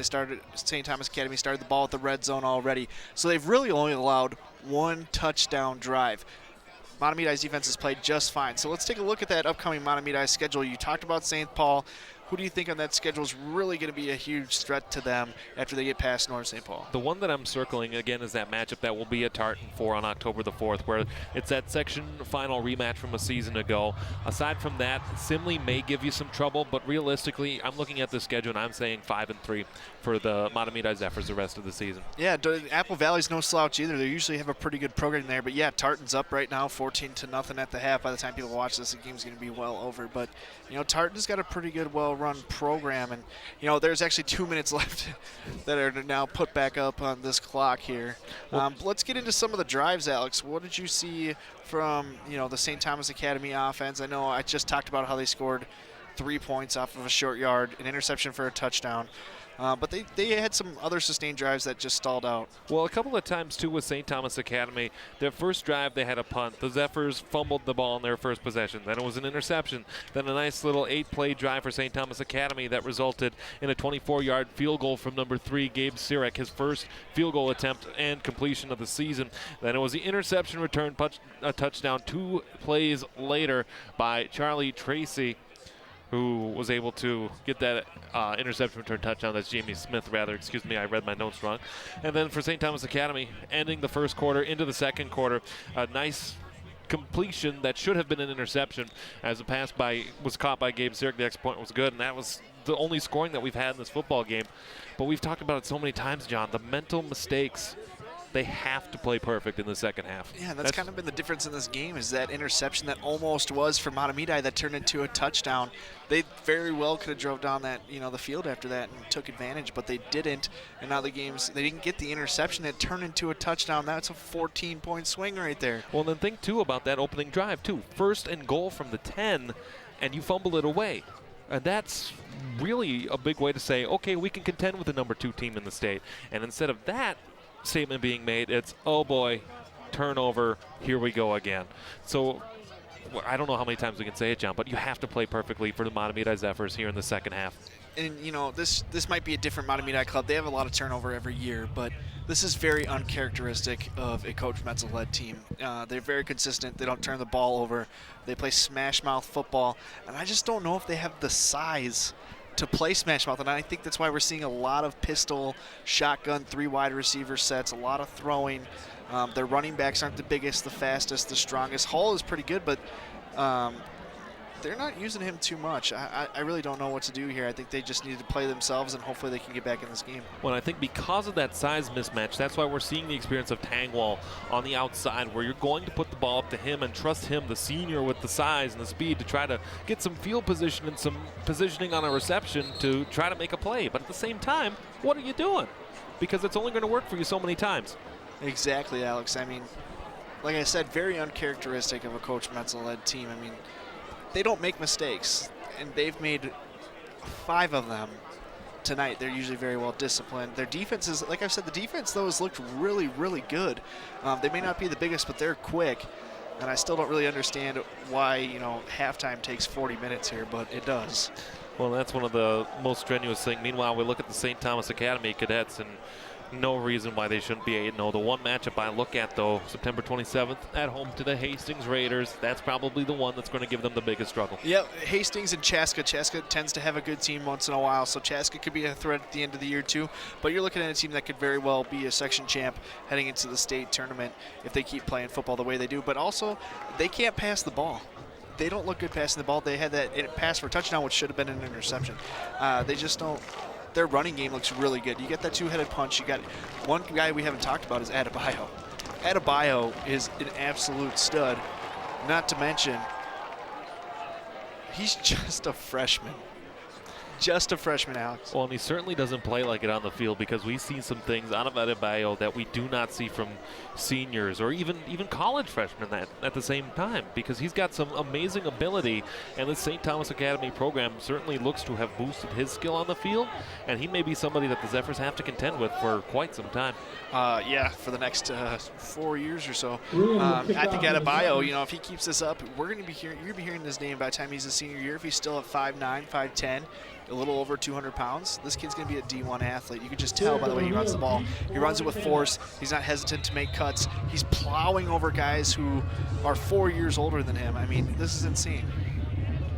Short kickoff here to the sideline as the kick is underway to start the second half. And St. Thomas will keep chugging along, and they'll get to around the 40-yard line before they are tackled. So once again, great field position for this cadet offense, Alex. Well, and Stephen Betts on the return there, he fielded right about the 25-yard line and just snuck up that far sideline, and they'll go 1st and 10 from their own 40. And it's that battle for field position, too, that when you're giving St. Thomas Academy a short field, you have to work really hard on defense to make sure they stay out. Yeah, and Betts was the one who had the interception when the feet were tangled up on a nice pass. And, you know, this kid can make plays, and he was chugging along there fighting for every yard. So we'll go for the I formation. One wide receiver split out wide. The handoff will go to McFadden. He's got a huge hole. He's past the first down, and this one might go to the end zone, Alex, and that it will. And this one will be a 60-yard touchdown to the house. St. Thomas Academy wastes no time going up 24-0 to start the third quarter. Well, John, it's a run to the outside. That's how it starts for St. Thomas Academy here. And for Danny McFadden, that's touchdown number 5 on the year for him. He averaged 100 yards per game coming into this one. He has half of that just on that run alone. As you see, just sprinting right up the middle. Great hole creation right up the gut for the St. Thomas Academy cadets, and he just gets by everybody. And that's the speed of McFadden. It really bit the Zephyrs there. Yeah, I think this one's well out of reach for the Zephyr. And once again, we talked about Adebayo being, you know, a problem for them the next few years. McFadden, just a junior, so they got another year to face this kid. Mahtomedi really hasn't had an answer. You know, their defense played so well in the first half, but I think they're just tired even after that first half. I mean, that was a great offensive line, fullback lead there. Well, it's demoralizing too for the defense to continue to have the offense go there and not be able to hold up to the effort that you have been producing routinely throughout this football game. And you see the Zephyr students, they seem to be enjoying themselves still, and that's part of the fun of the high school football. But if you're on the field as a player, you are not enjoying the way that this is going. No, yeah, and the one thing now, if you're Mahtomedi, is you just want to play well for the rest of the game. You know you might not be able to come back, but you want to show that you have some fight, gain some momentum, some positives before you go into the next game against especially North St. Paul, a game that you should win by 40, 50 points. You want to have some good positives. Maybe have DeVore get consistent with passing, get the running game going with Hall, find stuff that's really going to work with you, because as we've seen through two games, I mean, you beat Hill Murray, but you lost to another bad team in Park, and Hill Murray hasn't been good since the Brooks Bollinger days, and now he's the head coach over at Cretin-Durham Hall. This is just not looking, like I said, you know, a couple minutes ago, a Coach Metzel-led team, and I just think the size isn't there. Well, at the same time, too, when you come out here in your first drive of the second half, you cannot just take shots down the sidelines. You have to open up your playbook to something a little bit more over the middle and nickel and dime your way up the field. And there's a fumble on the kick, and St. Thomas has got it. Hull bobbled it and eventually couldn't get it. I don't know how he didn't recover that one. He just dropped it, and then by the time he got there, St. Thomas with a great hustle down the field and absolutely demoralizing back-to-back plays for the Zephyrs, and St. Thomas is riding high right now. As you'll see right here, here's the kick, and Hall just, you know, a little late getting under it, and it hits him right in the thighs, and by that time he didn't have enough time to react, so a nice high kick there, and unfortunately that bobble gave the kickoff team enough time to get back down. So that is now 5 turnovers for the Zephyr team. Well, that's another one too that is also inexcusable, because the timing just not right, and you needed an opportunity to possess the football and they didn't get it. So here we go. They're going to pass the ball, and another low pass here. This one actually from Dyak, who is their most consistent passer on the year, but they're going to bring him in, but it's going to be him and McFadden. So St. Thomas Academy is not settling. I think they're, you know, they want to show that they're worth that number 2 ranking. They're going to continue to smash this Mahtomedi team in the mouth. Well, as long as that 0 is up on the scoreboard, it's demoralizing for the Mahtomedi Zephyrs, and for St. Thomas Academy, it's a sign to the rest of the Minnesota State High School League that this team means business, and when they get into the state competition in years past and don't quite have it, this might be a sign that maybe they do. I think you're exactly right, Alex. Yeah, you show the rest of the league that you're not messing around, especially a team like Mahtomedi, as McFadden gets around to the 10-yard line to set up 3rd and 2, and easily manageable down for this running offense. But yeah, this is, you know, Mahtomedi, like we were talking about next week, they could get their feet under them against North St. Paul, figure out what's working. But whatever's going on right now is just not, and we'll see what happens. Well, and for St. Thomas Academy being 1 for 2 on 3rd downs in the first half, they've been successful on 3rd down. They've been successful on 4th down, 2 for 3 on 4th down, and it's these light down situations that the cadets have shined. And then we have the I formation. Once again, one wide receiver way outside, and they're going to hand this one off to McFadden. He's got a hole, and he'll easily get the 1st down and 2 around the Mahtomedi 5. So it's going to be 1st and goal from the 5-yard line for the cadets, who will have 4 tries to get 5 yards and into the end zone, Alex. Well, I think that's, like you said, they're going to go for it here on 1st and goal from the 5 every single time that they get the football, unless they get way backed out through penalties or whatever that might be. But this is, I thought the first drive of the half was a put-away drive. This is even more of one, where it's, if you can get it in the end zone here, it may be over for Mahtomedi, and that's just unfortunate. The offensive lineman right there, Joe Vassalero, he had a great play earlier in this game setting up a hole. He just set up that hole to get them down to the 5. Got to wonder if he's related to Frank and Amelia. And there's a hole, and there's a touchdown there. Maybe just short. Let's wait for the refs to see it. It sure looked like it was good, and I think it's good, Alex. That's McFadden. Gets another touchdown on the night, and in the matter of just a few minutes, St. Thomas Academy has scored 2 touchdowns, Alex. Just not the way you drew it up if you're Coach Metzel coming out of the half. Well, we talked about how it was going to be a running-based offense for St. Thomas Academy, and that's exactly what McFadden does. He gets the handoff, he follows his blocking, and there's just big enough of a hole there. A little bit of holding there on St. Thomas Academy. I didn't get called, but regardless of a penalty being called or not, it's just, it hasn't been a good matchup for Mahtomedi here tonight. Yeah, I think if I had to give a player of the game, it would be Reppenhagen tonight. He's not only opened up holes for the running game as a fullback, he's had an interception tonight. He's had a couple pass deflections. He's had a sack. He's just having a great game. I mean, this young man could do it all. And like we said, with that size, and you know, he's in his senior year, 6'4", 227. He's wreaking havoc on both sides of the ball, and we could be hearing his name on Saturday somewhere at some division. Well, I think the other thing you look at too here, John, is just the effectiveness of Danny McFadden. The last 2 drives, he's gotten 65 yards just on touchdown scoring plays alone. And for him to double his touchdown output so far, he had 4 coming in, now he's got 6. It's tough. And it's tough if you're Mahtomedi, because this is demoralizing, but you have to start looking for the positives, like you were saying, going into South St. Paul next week, and just nickel and dime your way up the field, see what you can get. What was it, South St. Paul next week? My bad, I was saying North St. Paul. But when you see McFadden out there, Alex, does he look like he's only 5'9", 165 pounds back there? He looks a lot bigger than that. Well, he certainly plays a lot bigger than that too, does. But he also has the patience where sometimes you'll see some running backs not just get the ball and just run right up the middle and just run right into their back. But McFadden has the time and the patience where he knows that he doesn't have to. He lets the play develop, then he takes the hole that's given to him. Yep, and it's 31-0 St. Thomas as they kick off the ball here, and Hall's going to take this one at about the 8-yard line and return it. He's got a hole. Let's see if he can hit it. Fortunately, defender got there just before he was able to hit that hole. He's contacted around the 15, so he gets down to around the 25.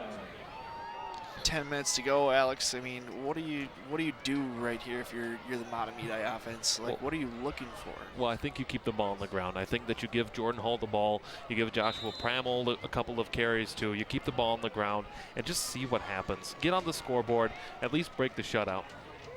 Yeah, I think you're exactly right, and that's exactly what St. Thomas Academy is ready for. Their whole offensive line was just blown off the ball on that.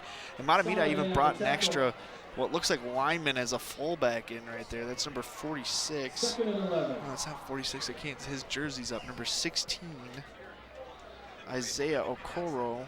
He's a running back D lineman. So, yeah, they're really stacking the box here, Alex. Well, again, I think that you see St. Thomas Academy knowing that they're going to be running the football. They're going to send as many as they can.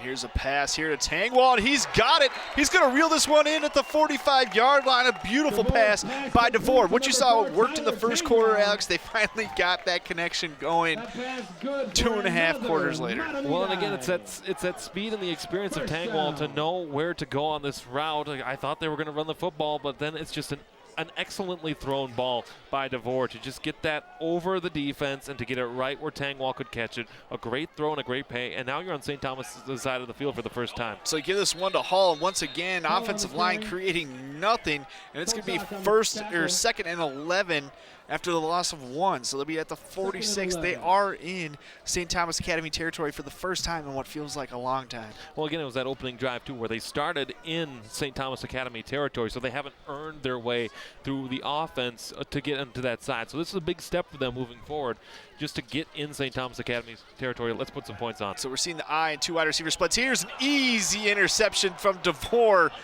And this one's going to be, looks like it's going to be taken into Mahtomedi territory at the 40-yard line. Let's Betts once again playing the free range. Antoine Winfield like center field. And that's the 6th turnover for Mahtomedi. DeVore just chucked that one on a prayer. He needed to step back just a little bit. He threw off his back foot. Didn't even wait to see how the route developed or where Tangwall was going. And he just floated that one into the hands of Betts for his 2nd interception of the night. Well, and it's also his consecutive back-to-back turnover recovery, too, where he was the one that was first to the muff kickoff on the first Mahtomedi drive, where he's another player for the St. Thomas Academy Cadets who's been on the ball most of the night, and just good awareness to sit there in the backfield, wait for the ball to come to him. An excellent read of the quarterback. So we have Redding under center, I formation, 2 wide receivers. They'll hand this one off to the fullback. That's Schurer, and he gets pushed back, and they're going to call him down for a gain of 1. Well, I think St. Thomas Academy may want an early whistle there, as it looked as though Schurer was going to get free, and for Schurer on the year, 11 carries, 112 yards, and a touchdown, averaging 50 yards per game, but it appears mostly in garbage time. Yeah, and they got Adebayo back there as well. So I think we're about to see, but we weren't seeing them run a lot of 2 wide receiver sets in the first 3.5 quarters, but now they are. They're going to hand this one off to Adebayo here, and he's got a hole up the middle. Nifty move for a gain of about 9 to get the first down right at the sticks, just past the 30-yard line. And once again, Mahtomedi can't do nothing to protect the ground game. Well, that's the first thing you notice too with Adebayo. A nice handoff there, and he just accelerates as he gets through that hole. But notice how it's not one Zephyr that brings him down. It has to be 2. It has to be 3. And he's not a running back that's going to be solo tackled. This kid's got a future, Alex. You can just tell, especially from that cut. And here we go. We're going to pass here. And they're going to throw this one. That's Redding. He's got a man open in the end zone, and that's going to be pass interference on Mahtomedi. That pass interference will come against Nicholas Wisner, the senior defensive back. It looked like they had a wide open Joe Dyack, so not only did he pass the ball, they like to use him as a threat down the field. But he was wide open on that. I think they should have thrown the pass a lot earlier there, was Redding, because he should have thrown it right here. Well, it's also a lame duck, too, because you saw how going up, it just kind of wobbled in the air a little bit. And sure, that didn't affect it in the end as Dyack, 1 reception for 40 yards this year. But that, you got to make a play on the ball. You can't play the body like that. And we're going to have offsetting penalties here. Look like there's a holding and a pass interference, so nothing changed. No play happened. It's going to remain 1st and 10 at the 30-yard line of Mahtomedi for the St. Thomas offense. And if you're Mahtomedi, that's a gift that you'll take. Doesn't matter the situation, that if you get offsetting penalties on a pass interference that would have put them 1st and goal from the 1, you're going to take that. Exactly. I think we're going to see St. Thomas just run the ball now, although they're not satisfied being up 31-0. They want to show teams like Alabama right here. They're not afraid to keep running up the score. So we have 1st and 10, I formation. Adebayo, the tailback. He'll fake the handoff to him. Once again, they're going deep, and not a great pass there. That pass was intended for Michael Burns. A little line drive of a pass. Looked like he might have had him for a split second, but the pass was nowhere near where it should have been. And it just goes to show you why Redding's completion percentage coming in this game was only 16%. Well, the spiral was there better on that one, but Gabe Sirik open, certainly a contestable ball, but just overthrown. And again, we talked about it earlier where St. Thomas Academy probably headed to state based on their section. But if you don't have the quarterback play, you're not going to go far when you get there. Excuse me, that was Sirek. Adebayo take the sweep, and he's got a hole once again. It looks like he'll gain of about 3, and he's still going. 2-yard gain, so it'll be 3rd and 8 from the 28. Need to get to the 24, the first down. I think once again we're still in 4-down territory, Alex. They're just going to continue to smash. Nice job by Mahtomedi filling in those holes of that sweep. Well, I think the concern with Adebayo too was that potentially the ball could have come loose, kind of holding it until he got in that pile, holding it kind of loosely. But the Zephyrs able to contain him to only a gain of 2. Yeah, very surprised that the whistle didn't come out much sooner than that. That's very dangerous. So once again, we'll have Redding under center in the I formation. 2 wide receivers split out wide. And the pressure's in, and they're going to roll out. Redding's got to throw this one away, and he'll throw this one right into the ground as he's hit. That immediate pressure is put on by number 43, Dominic Fetty. Well, and a good combination by the Zephyrs, too, bringing the blitz on that play. Contact immediately with Adebayo in the backfield and just threw him down. But then a good job by Fetty to force the incomplete and the downing of the football.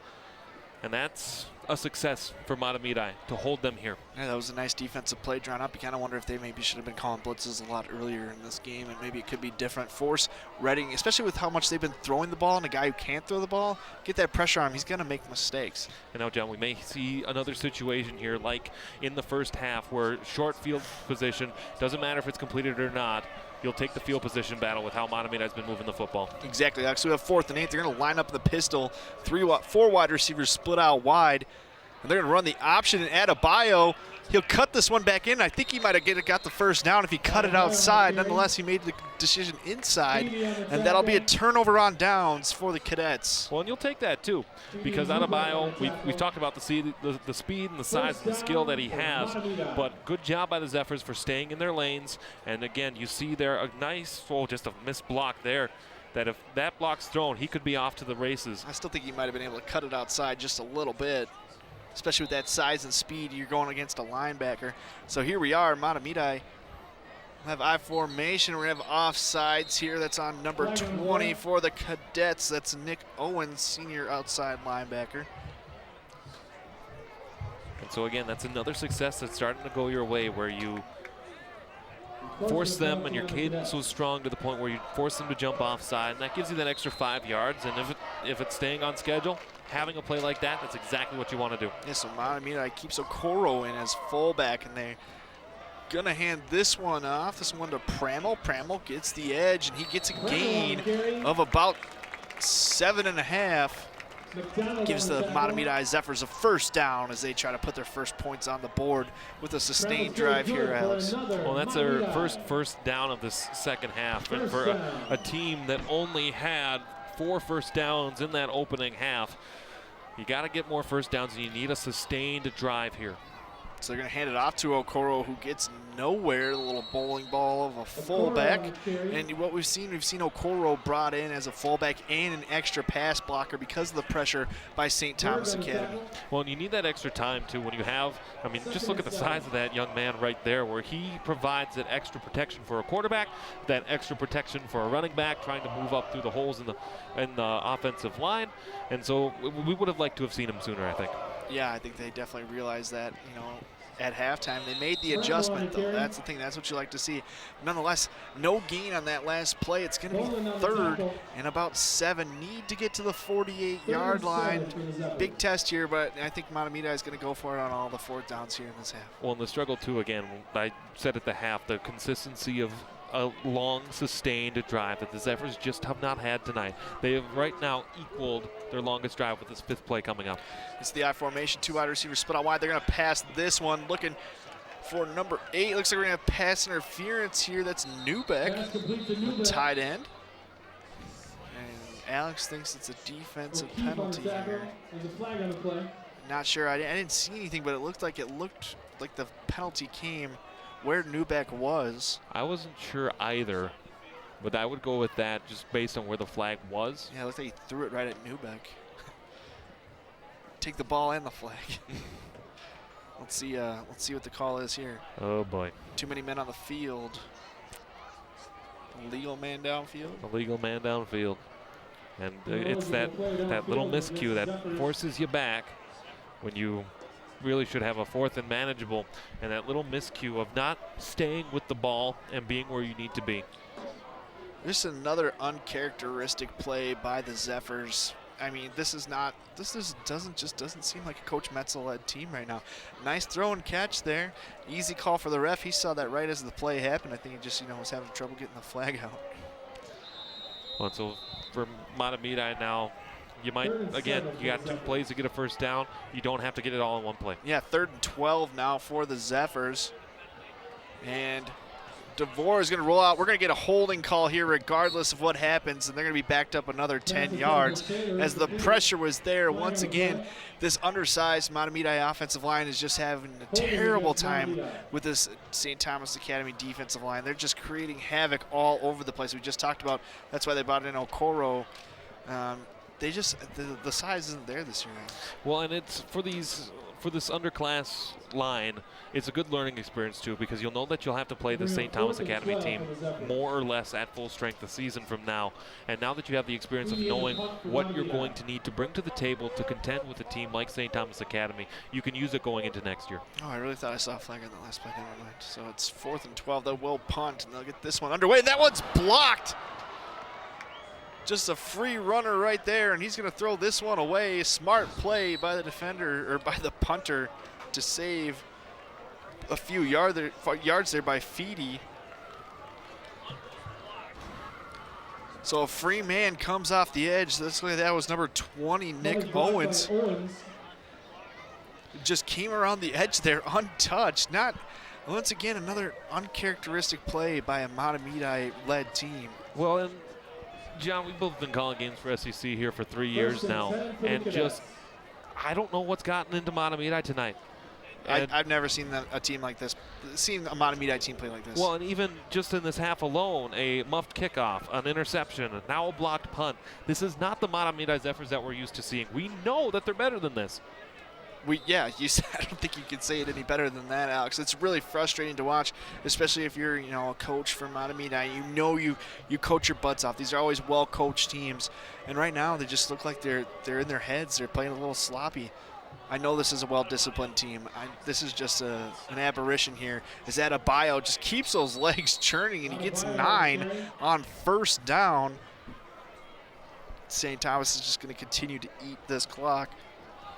Well, and I think the other thing, too, that we have to consider is, again, how much uncharacteristically Mahtomedi has turned the football over. 6 turnovers for the Mahtomedi Zephyrs is not a number that we're used to seeing from the blue and yellow. And I think moving forward, it's not so much that St. Thomas Academy was leaps and bounds better than you. It's just that you hurt yourself 6 times that it resulted in points. Exactly right, Alex. I think you just take this game tape and you throw it away. You block the SEC channel on your TV. You never watch this game again. 2nd down and 2, I formation. They'll hand this one off to Adebayo, who's got a hole, and he's going to get the first down to around the 22-yard line. And this kid, once again, can play, just a freshman here, and he could very well be a starter.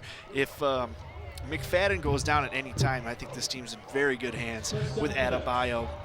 We see this rush here, too, as he gets some good blocking, and then just a nice job of trying to bring him down by Kyle Oswald. You see that little pushing and shoving after? That's just emotion, where you haven't necessarily played how you wanted to play tonight, and you have to minimize that because you don't want to get ejected. You don't want to get suspended for games moving forward. Yeah, and then once again, the fullbacks in these drives, Holmquist, you have Holmquist or you have Rappenhagen. They've just been blowing their man out of the field, picking up extra defenders coming in, getting to that 2nd level, opening up the holes. I'm very impressed with this run team. And the option isn't there. And nice play there by Dyack to pick it up. I think we're going to get a holding on number 68, Jackson Smith here, the 6'5", 245-pound offensive lineman. Going to get a personal foul. No. A little frustration here. That one was easy. I'd like to see what happened here. I saw the flag come out. I was too busy watching Dyack run there. This reeks of pure frustration, personal foul. Well, again, when we get a chance, we'll take a look at it, but you can't. it's that first down, and I haven't admittedly been keeping track of penalties, but the penalties have been costing Mahtomedi too, and this is not the effort that we're used to seeing. But so 76 is right here. Yep, you see that battle, and it looks like he gets the hands up in the face right on the mask, and then you see that slap down. That's not necessarily good sportsmanship. That's exactly what drew the flag. Yeah, he took both of his forearms and slammed them against the helmet. I mean, first of all, that's not good for your forearms. Second of all, that's just dumb. So a blown up play, and they're going to have a legal man downfield maybe on this one with that pass. Not too sure. Flag there it late. is. What for? I think well, I was thinking it had to be a legal man downfield.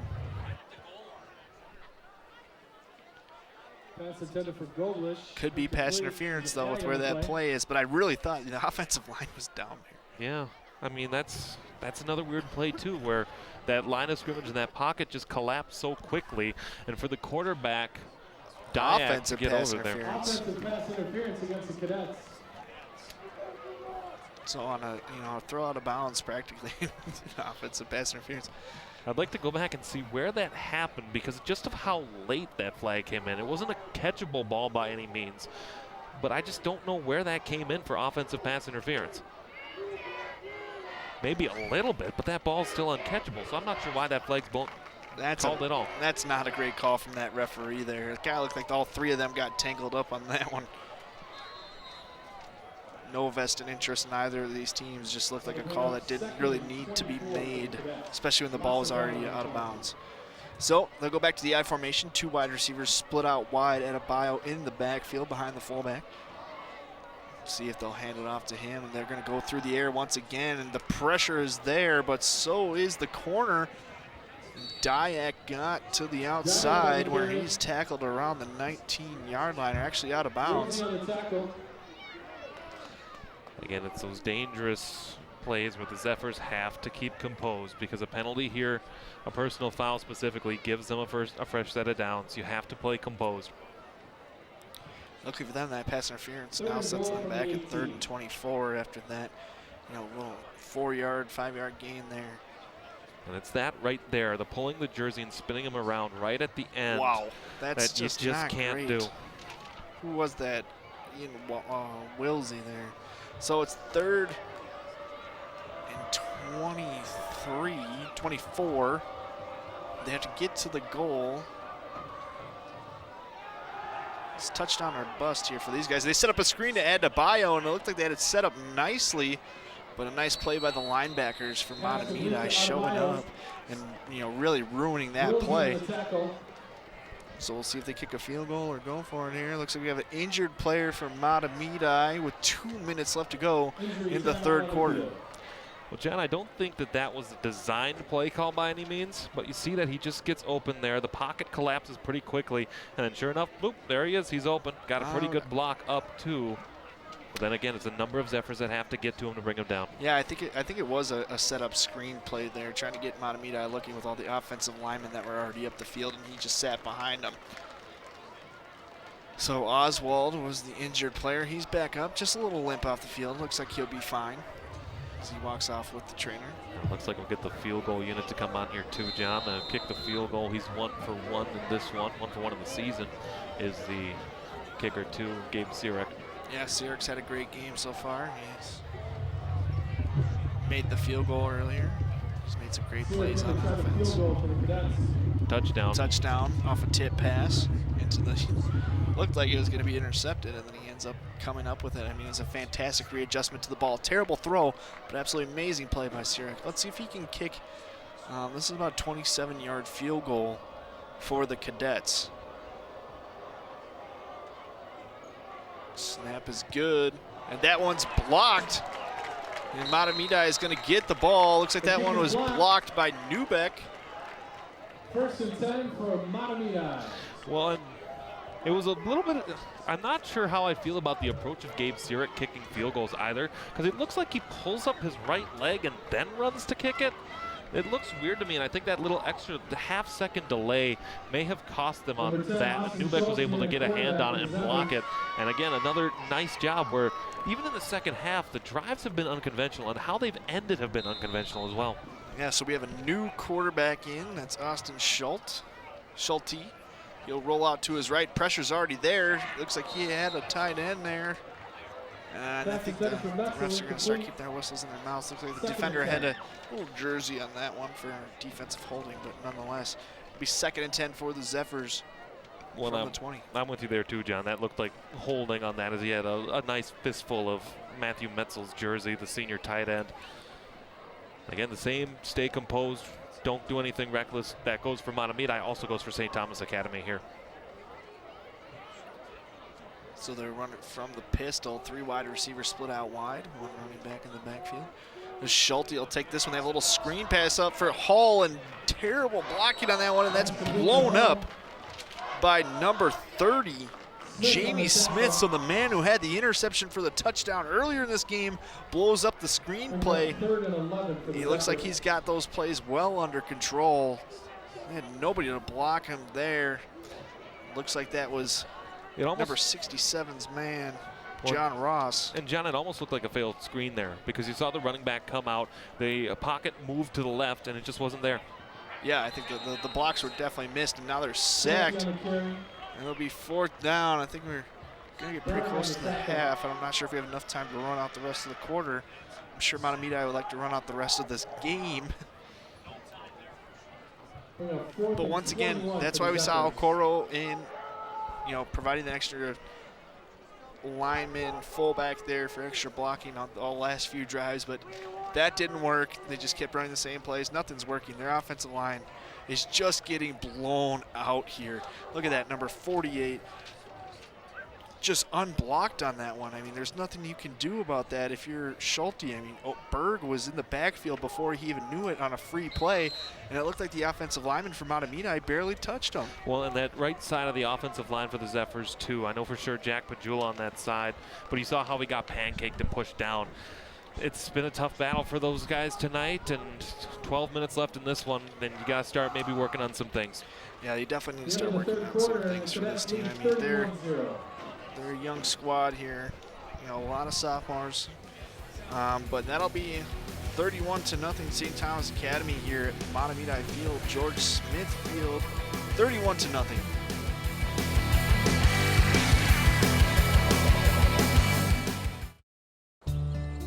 I'm a veteran. We hit a mine in Vietnam. When I came home, I didn't know where to turn. As America's veterans face challenges, DAV is there. My victory's been never giving up hope. My wife is always there to remind me we have a life to live. DAV provides a lifetime of support, helping veterans of every generation get the benefits they've earned. I am a veteran, but after I got out, I spent 2 years alone and homeless. Every year, DAV helps more than 1 million veterans so they can reach victories great and small. My victory was finding the support to get back on my feet. Now I'm getting things right with my family. I finally admitted, with my PTSD, I wasn't doing well. But there's more to be done and more victories to be won. Now I wish I'd found DAV sooner. I am a veteran. My victory is just enjoying each day. Help support more victories for veterans. Go to DAV.org. More than 70,000 people die from drug abuse in a year. 7.5 million people work more than one job to make ends meet. Human trafficking is a $32 billion industry in the U.S. On a single night, over 500,000 people are homeless in the U.S. Together, with thousands of corporate partners and millions of donors and volunteers, United Way fights for the health, education, and financial stability of every person in every community. Together, in a year, we help more than 3 million people get health care services and support, and over 1 million people get on the path to financial stability. We help more than 2 million at-risk teens with out-of-school programs and individualized support, and over 500,000 people get back on their feet with job skills training. These are the faces of change. You can be one too. Mahtomedi is back to start the fourth quarter, and they'll be punting the ball away to St. Thomas Academy, down 31-0, and not a great punt right there. It's going to get a Mahtomedi bounce. It's going to roll down to about the 46-yard line of the Zephyr. So St. Thomas Academy will take over at the Mahtomedi 46-yard line, Alex, and just nothing you can really do here. You're the Mahtomedi defense. Well, and it's so frustrating too, because we talked about the emotional effect that not having your offense running at full capacity has on a defense, and we've seen it tonight here, where the Zephyrs have, in that first half, they showed stoutness and they showed defensive resiliency, but then as the second half started, it just hasn't been good enough from all parts of this Mahtomedi Zephyr team. Yeah, really just, all-around bad game. I mean, as we talked about earlier, like, this is just not what we are used to seeing from Mahtomedi team over the last few years. And so St. Thomas Academy will run the I formation. 2 wide receivers split out wide. They go back to Redding. Redding hand this one off. Holmquist, the fullback, will take this one. Looks like he gets a gain of about 4, so it's going to set up 2nd and 6 around the 42. Well, again, this is where the running time designation now in the fourth quarter, or in the second half, is 40 points. So we're not there. So we're going to see St. Thomas Academy run the ball, keep it on the ground, and get out of here with the win. Yeah, they're just going to run this clock out now, I think. And they got their backups in. I mean, number 4 is now in the backfield. That's just Sure, the senior.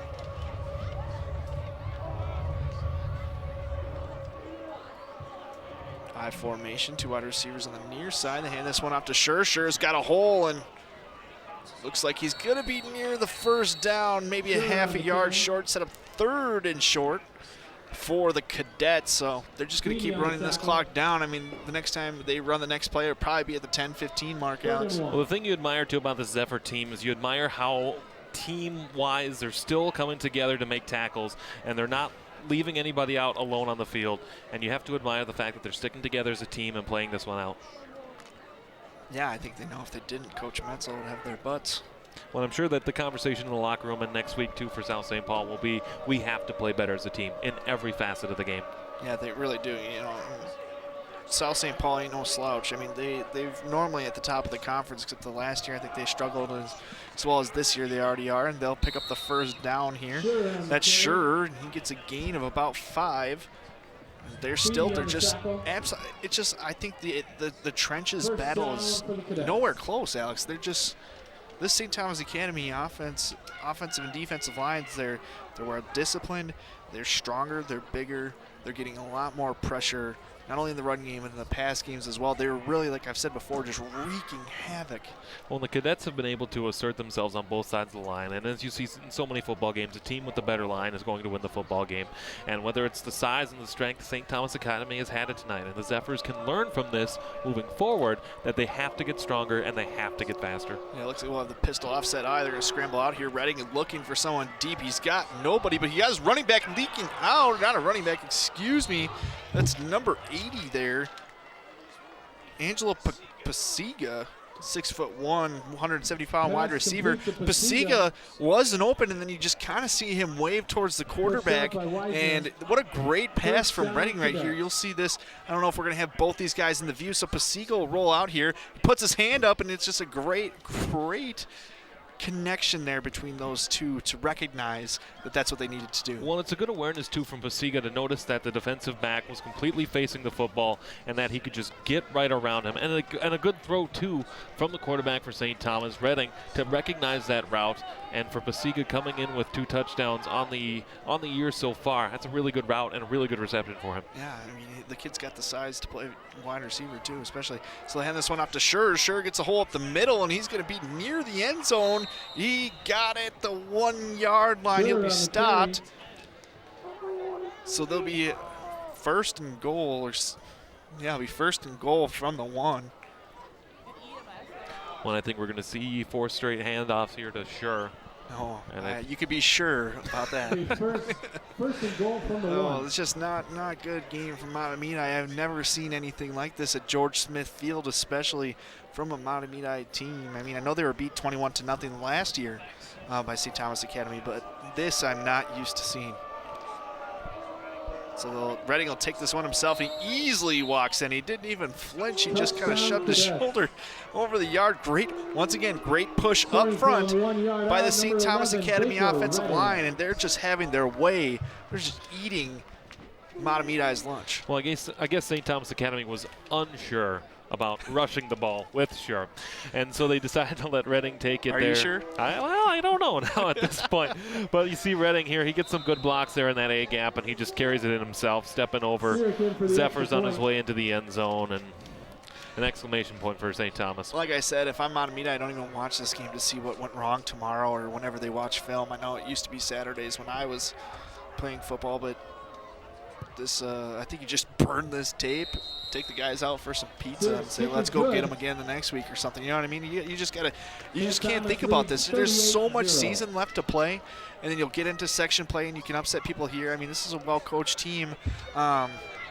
I don't doubt that Mahtomedi can come back and start playing some legitimate, good Coach Metzel, smack him in the mouth once in a while, throw some bombs kind of offense and defense that we're used to seeing. Well, I don't think we're going to see anything different from that either, because this is an aberration, and when you look at it, the Park game at the start of the year was an aberration too for this team, and they were able to get it back against Hill Murray, but then this week, it hasn't, and we've said it time and time again, but this just hasn't been a Mahtomedi football game. They have the ability and they have the skill to get back to it, but really, when they go out to South St. Paul and you play in that atmosphere and that space, it's a good time to reset and remind yourself that you're still in contention. And realistically, when we get to seeding time too, is that because of the schedule they'll play, the coaches, when they seed, will tend to look a little bit more favorably on Mahtomedi. Yeah, one thing I've noticed from this year, from years past, they don't have the legitimate playmakers on the passing game and the running game they had before.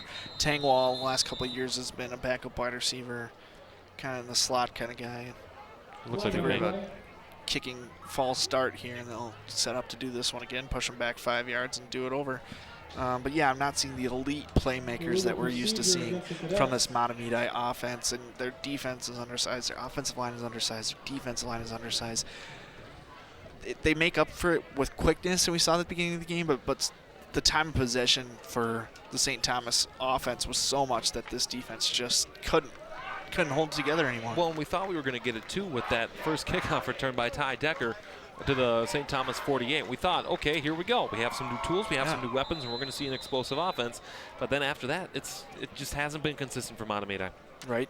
So Hull is back to receive this one. Be a little squib kick, and that one's fielded by Feedy. Feedy on the return. Just saw some good sportsmanship there from Brad Vlashin. Just giving the St. Thomas player a little tap on the shoulder. I think they got a little tangled up, but everything's good. Let's play football. Well, the squib kick there by Feedy too. That'll give Mahtomedi their best field position since that first kickoff way back at the start of this football game, and now you have to try to break the shutout. So Schulte will hand this one off, and this one's to Pramel. Pramel gets a gain of about 12. He's now in Cadet territory, and they're down to the 42-yard line of the Cadets. Well, and for Mahtomedi too, there's their second first down in the second half, and you got to execute a little bit better than that. Yeah, you really have to, Alex. And we'll continue to see him hand off here. Schulte just gets nothing on that one. He'll lose about one. And the clock's just ticking away here. We're about to be at 7 minutes left to go in this fourth quarter and in the game, as both these teams are about to wrap up their third game of the season. And St. Thomas Academy looks to be a very definitive 3-0, as well as, they're showing that they're maybe the best team in 5A. Well, we haven't seen much 5A, as there's just a ball that's underthrown there by Schulte. But we haven't seen the other teams in 5A. We'll see Tartan, we'll see North St. Paul, we'll see the other teams that they'll contend with. Highland Park might be in the conversation there, and I haven't looked at their schedule. I don't know them. So you certainly think that St. Thomas Academy is going to be up there in 5A. But then again, when you play the section teams, you never know. You never know. Folks, you can always follow us on social media. Most of them are at SEC TV Sports. As the pass gets out to number 8, that's Newbeck. Pass complete to Newbeck. So we're about to be at 6 minutes here. That's on the tackle. Well, and credit to these Mahtomedi fans, these Mahtomedi students for sticking this one out. You love to see the support of the student section. You love to see the support of the family, knowing that when the meaningful games come around, is that they'll always have your back. Yeah, I mean, this is a tight-knit community here in Mahtomedi. So they have the I formation. They'll hand this one off to Pramel. Pramel has a hole, and he'll get past the first down, near the first down. He'll get 9 yards on that one. A really good hole there, too, and Pramel had to hop over one of the down linemen. There was a little extracurricular behind the play, too, but we really like what we're seeing out of Pramel here in this fourth quarter, where he's getting the ball and he's able to move the ball up the field. And now this, so far, the most sustained drive that Mahtomedi has had in this football game since their first one. Yeah, Pramel's, I think he's pretty close to out rushing Hall there. There's a blown up play right there once again, and Mahtomedi just, yikes. Well, is this one on the snap or the quarterback? Because I want to take another look at it here, because that's the second time that that's happened in this half. And you see the handoff there pretty good, but then just the hand of the running back, Pramel, knocks that ball out, and then Schulte has to down it. And when you lose as much yards as that cost you, not good. Yeah, Mahtomedi is on the verge of being shut out here. I mean, I don't know if that went off the leg or the thigh maybe. Nonetheless, it was punched out. So Pramel looking deep, scrambled. Once again, that pressure is going to get there, and he'll tuck it and run and gain about 5 or 6 yards. So it's a gain of 3 on the run. Well, for St. Thomas Academy, too, having one shutout already on the season and only giving up 6 points in their second game, their game last week, it's a defensive testament when you can continue to shut out some of the better teams in Class 5A and continue to just dominate this metro area. So we'll have the I formation once again. Schulte gets the pass complete, and a nice little spin move there by Runkle. We'll put a little Runkle on it. Well, I mean, he dips the shoulder here, and he convinces him that he's trying to plow through, and then he just pulls it completely around. That's a beautiful spin move. And I guess if you're Mahtomedi now, you're showing your coaches and staff just how much you still want to be in this football game, and it may come in favor for Runkle later. Yeah, I mean, nice job by Runkle there. I mean, it was a very nice catch, wide open. Runkle, senior wide receiver, you know, this is last year. Play with everything that you got. We're going to get another penalty on Mahtomedi. It's a false start, and once again, they're in 1st and long.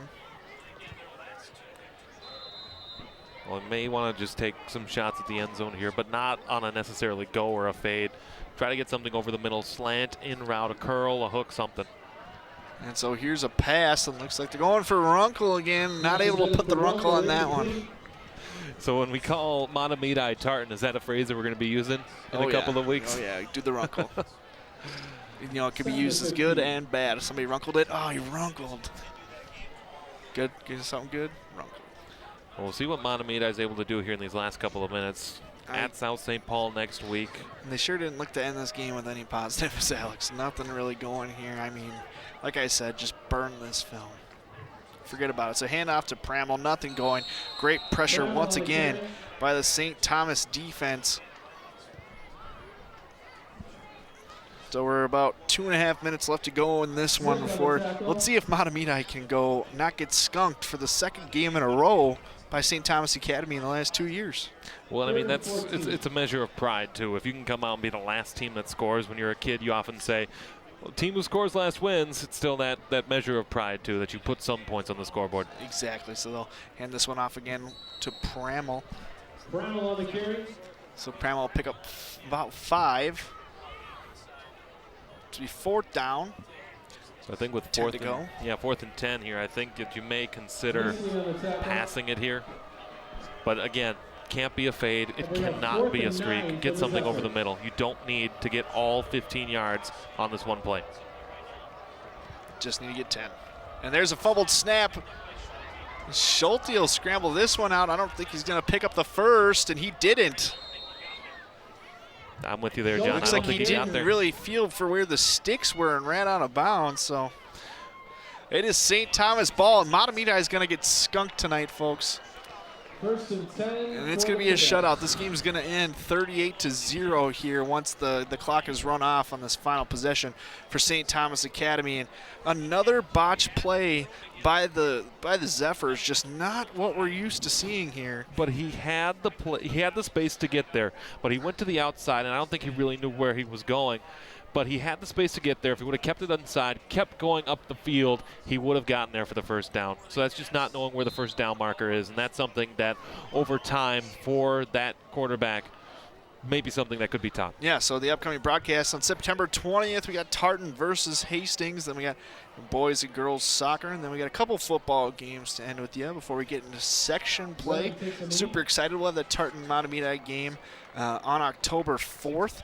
And then on the 16th, we got the White Bear Lake versus Woodbury. Very interested to see how White Bear Lake responds in their second year after winning their first game last year. Not only doing that, but having a winning record last year and showing a very good team, blowing Anoka out in the first game of the year. Alex, you saw that. I didn't. I had to cover the Gopher game. Well, they certainly looked like a full and complete team that day, but Anoka is Anoka for one. So we'll see how they did tonight against Stillwater. They're not the fighting tornadoes, I guess. Yeah, that's for sure. They're more like the little tornadoes from the Wizard of Oz. So the clock's about to be run out. The teams shake hands. This one's going to be over as the clock ticks down to 0 here in about 5 seconds.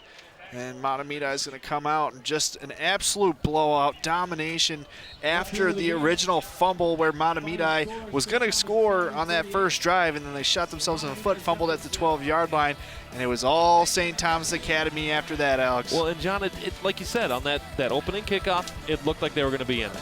That first play, that 20-yard pass to Tangwell, it looked like they were going to be in it.